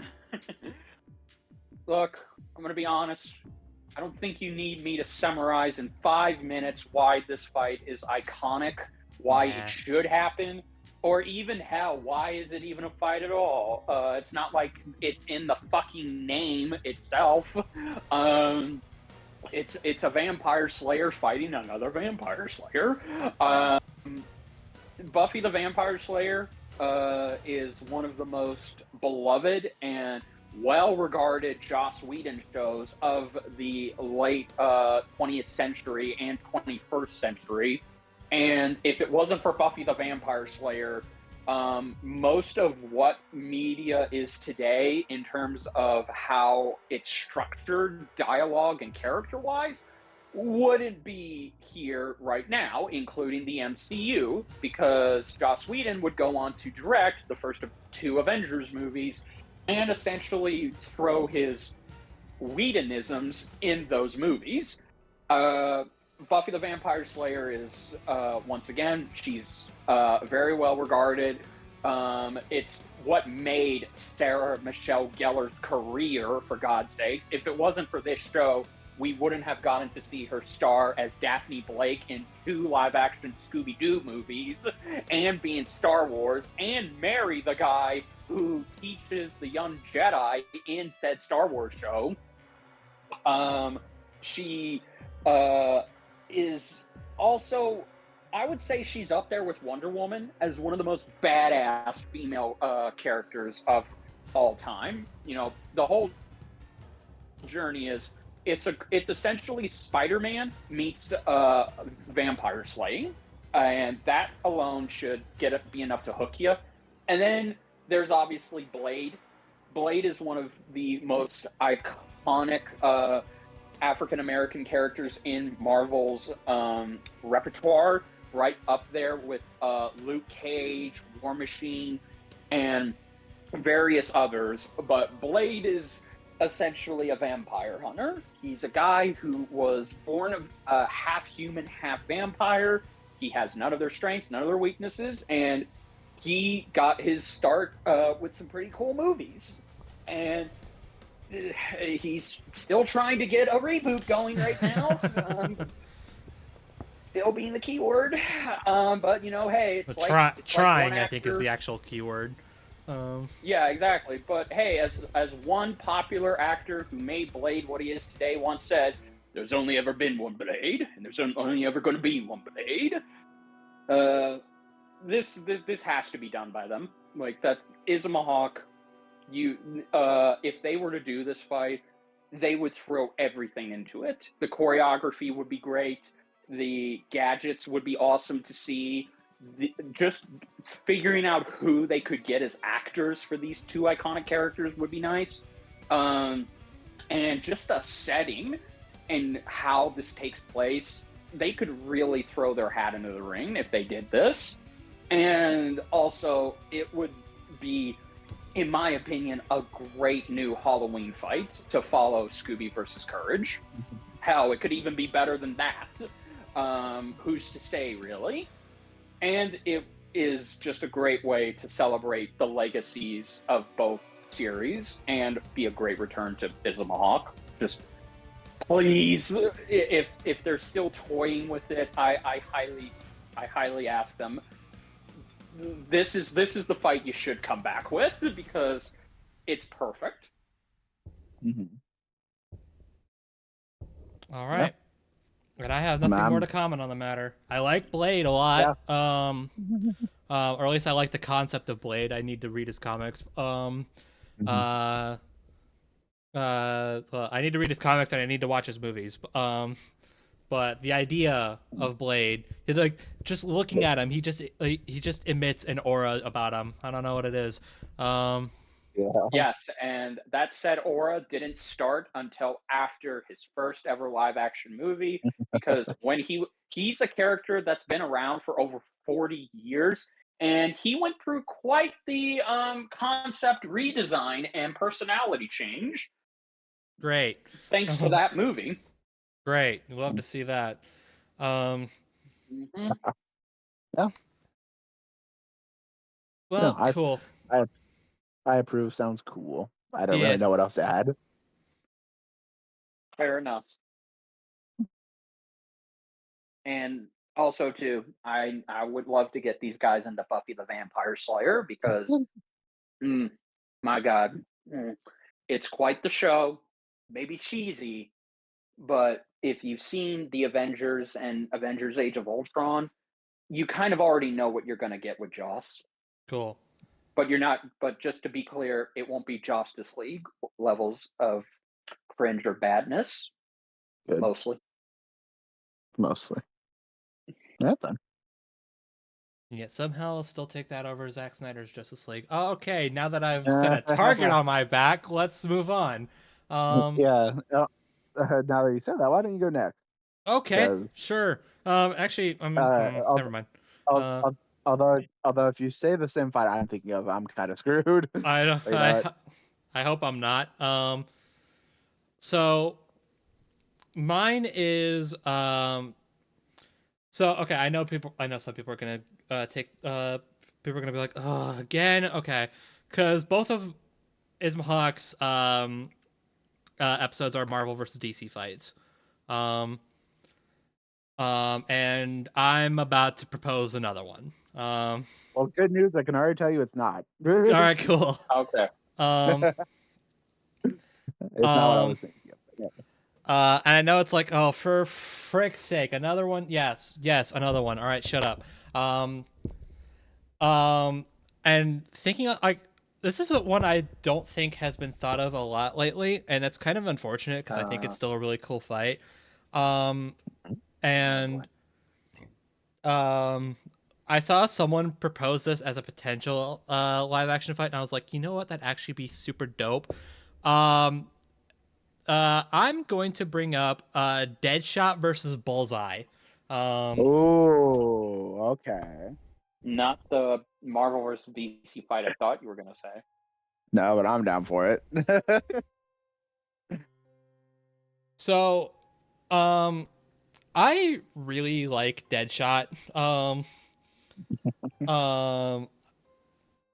I think, I mean, again, kind of like Blade, I haven't like absorbed a lot of his media, but from what little I have seen of him, I think he is super cool. He kind of reminds me of Deathstroke in a way. Like a mercenary gun for hire. But Deadshot's whole thing is that he doesn't miss. He never misses. That's always been his thing. And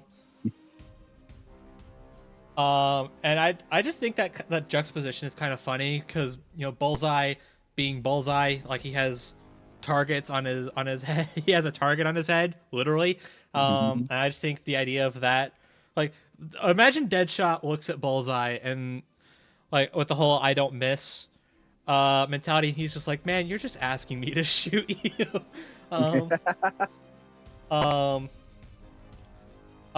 and then from what I've gathered from Bullseye, I mean, Deadshot's kind of the more like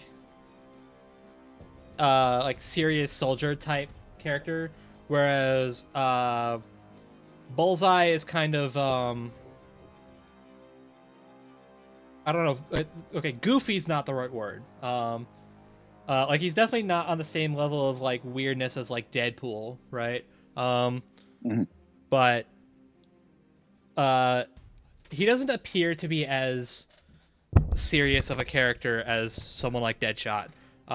And then as for the whole target thing, luckily from what little digging I have dug into this fight, Bullseye does have an adamantium. No, it's either adamantium or vibranium. I forget which one. He has like a I think it's adamantium. It's an adamantium laced skull. I think it's his skull and it's his spine. I think like his spinal cord that goes down his neck. I think. Like that's laced with adamantium. It's either adamantium or vibranium. It's been a hot minute since I've looked into this fight. But as opposed to Deadshot, whose whole thing is I don't miss, Bullseye's whole thing is I can use freaking whatever as a weapon. Like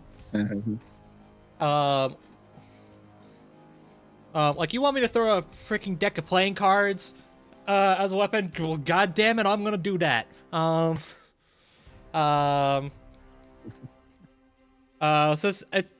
to me, this feels like kind of a match between like, I mean, both of them are snipers, so that's the obvious thing. And before anyone asks, like, oh, like, could they even do this fight on a rooftop? Ismahawk has done work on rooftops before. Like one of the last episode of Nightwing, a few episodes of Nightwing the series are on rooftops, so that's cool. By the way, I highly recommend Nightwing the series. It is very good. Absolutely. So yeah, they're both snipers, and then just matching like Deadshot's skill with Bullseye's creativeness. If that wasn't a word before, it is now. Creativity, I guess is the word I was looking for. I don't know. I just think this fight's really cool, and it's also been a hot minute since we've gotten a street tier Marvel versus DC fight. So I would really like to see one of those again. What? When was the last one actually? Now that I think about it. I'm afraid to look that up. All right. Well, we're not. Well, we can do that later. But anyway, go on. Yeah. I mean, I don't really have anything much more to say. It's Bullseye, it's Deadshot. You've seen this comparison before. It makes sense. Yeah.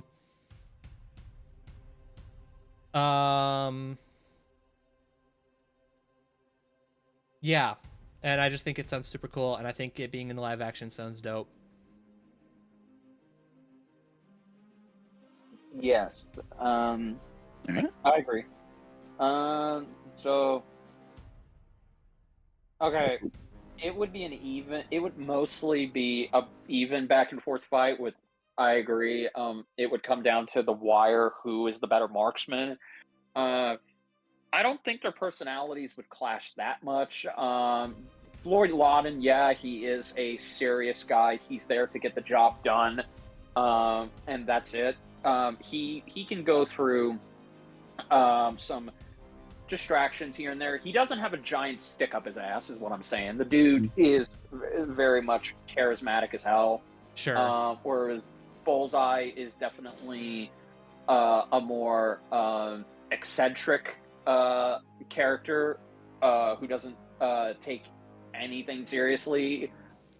He's just there to do the job that you pay him to do, no matter what.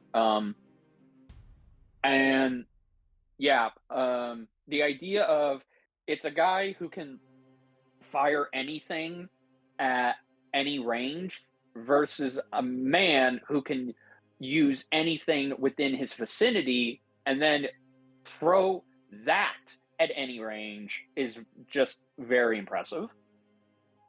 And this would be a huge awesome fight to see done in live action. Okay. Yeah. Also, I looked it up, and this is why I was afraid to look it up, because I knew this was going to be the answer. I just didn't want to be right. The last straight tier Marvel versus DC fight was Batgirl versus Spider-Gwen. Are you fucking kidding me? Why? Okay. Because the ones that happened between then and now, we had Lex versus Doom, which that's Herald. Batman versus Iron Man, which doesn't appear to be Herald at first glance, and then you remember, oh yeah, the Hellbat exists. All right, cool. Scarlet Witch versus Zatanna, which goes into like Skyfather tier. Black Adam versus Apocalypse, same deal. And then Ant-Man versus Adam, Phoenix versus Raven, and Martian Manhunter versus Silver Surfer. All reaching into top tier, potentially Skyfather tier characters, and I'm like, okay, cool. Can we tone it back a bit, please, and thank you. Yeah, for real. I mean, not that I'm like against cosmic tier episodes. We're getting another one in literally just about a week, for God's sake. But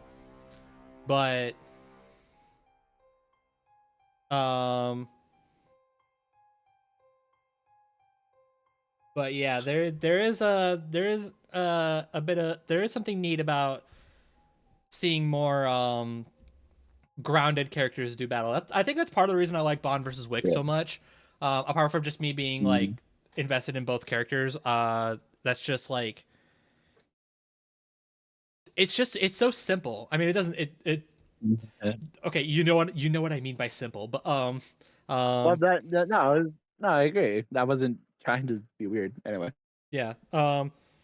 Like I get that Bond is like crazy gadget man, but like he is still a human being. That's kind of what I'm talking about.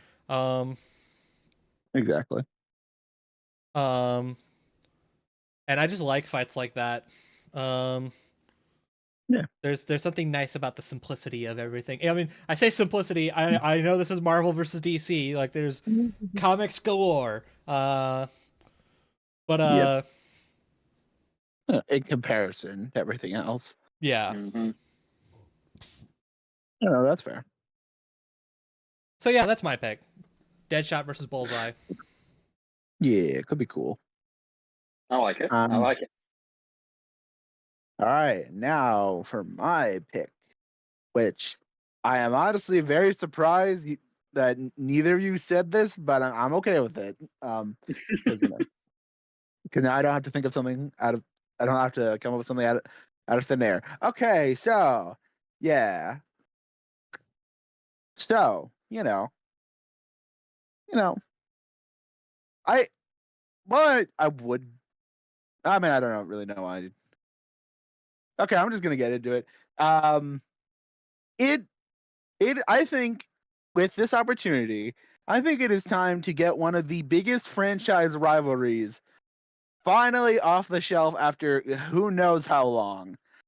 With a fight that I do think, I mean, it might be a little complex, but I do think it could definitely work in a live action format. And suddenly, I think I know where this is going. Yeah. Compared to all the other fights one of the franchises has had, I think a new tone for it would be nice.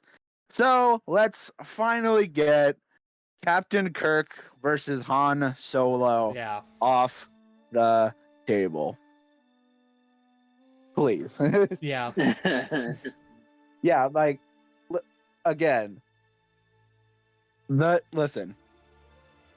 I am so shocked we have not had anything Star Wars versus Star Trek in this show's run. Listen, dude, forget that. How have you not had Star Trek on this show? Yeah, I know, exactly. Yeah, it's like one of the most influential series, biggest series as well. Like, come on. And like, okay, listen, I love a good oddball franchise pairing. How the heck have we had 2 Naruto versus Star Wars matchups before a singular Star Wars Star Trek matchup? Please answer. I'll do you one better. How have we had a Star Wars and Harry Potter matchup, but not Star Trek? I don't know, but no, I mean, yeah, I do think that, you know, obviously I feel like this would be like the perfect one to do for the first one, and I do feel like it wouldn't. I mean, obviously I do think there might have to be some effects taken into account, but like I feel like in comparison, I do think it is very doable in a live action setting without, you know, going overboard, especially since that's what, you know, both franchises are known for. And I think they could do it in a way that could be very cool. So, yeah, I don't really have much else to say, honestly. Just do it. Even if it's not in live action, do it. I just think live action would be pretty cool for it. Yeah. Mm-hmm. So, yeah. It also would be nice. Yeah. I do also think it would be nice to get a Star Wars character that isn't a Force user. I mean, Boba Fett was neat, but but yeah, let's do it again. Agreed. Hey, you know what? Han probably is one of the best to do it with, if you're going to do that. But yes. So, all right. Yeah. No, I'm like Z-Dog. I am shocked that we have not had this matchup. I mean, how even we didn't even get it when Han Solo had his own solo movie, no pun intended, back in the day, and that would have been the perfect time to use Han. Or let's not even talk about the amount of times we've had new Star Trek products come out. They've done this as a death battle cast. Well, some of these, 3 of these, they've done as a death battle cast. But this is one that they actively should have done. Star Trek has long been overdue. It only has like maybe 1 or 2 good matchups. Ironically, both of them involving captains from 2 different eras of the shows, of the franchise. And Han Solo is, without a doubt, one of the most popular non-Force users in Star Wars history. I mean, come on. Why? Just why? And I know Your Only Mate, this is related to the conversation, but I know Your Only Mate has always wanted the Millennium Falcon versus the Planet Express, and he's wanted the crew of both ships to fight one another. So there is a push for this fight, or at least for Han Solo to be in death battle, and I think it should be against Captain Kirk. And it would be very easy for them to do, in terms of the costuming, the effects. I mean, granted, you would have to have the fight take place. It would be funny if they could actually go out to Vasquez Rocks and have the fight be shot there, which by the way, I think that joke flew over BrobusCast's head. Sure did. Okay, so to explain the joke, basically, in the original 1960s series, Captain Kirk fought the Lizard, the Gorn, in a silly fight where it essentially involved a stuntman in a mask he couldn't see, could barely move in, doing side claw punches like Godzilla moving his stubby little arms, and Kirk would just hilariously and slowly move, tilt his upper body up to the right, and then turn and then do a sideways karate chop to the neck area. And all of this was filmed at Vasquez Rocks. Vasquez Rocks is a popular filming location because that's where it happened, and it's also used in a lot of movies. Particularly, it was used for the command center in Mighty Morphin Power Rangers and future series. Yeah, so Okay. Captain Kirk and the Gorn fought at the same place that would become the command center in Power Rangers. Nice. Yep. Yeah, you could do this fight. I mean, hell, if you wanted to have the Millennium Falcon and the USS Enterprise N-17 make an appearance. I believe that's the ship designation. If not, fucking sue me. I'm not a hardcore trekker, okay?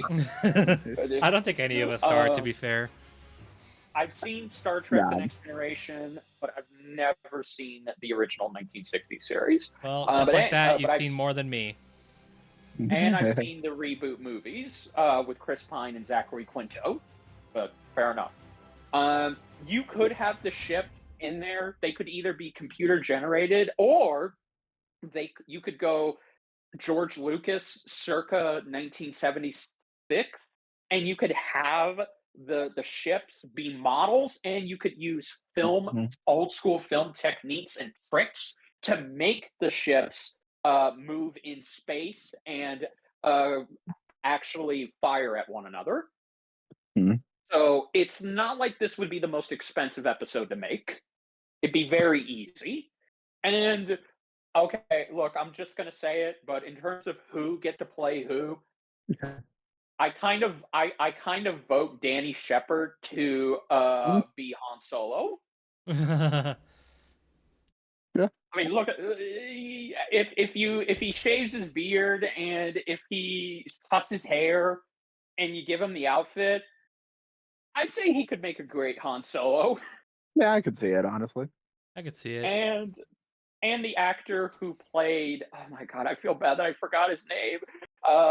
But their actor who played Green Arrow in Green Arrow versus Hawkeye, he could be a great Captain Kirk. Double checking. Oh, that's a good. What I remember, yeah. That's a good question. Yeah, whatever. Yeah. All right. Well, cool. Yeah. All right. Well, in that sense, I guess we're done. Yep. Yeah.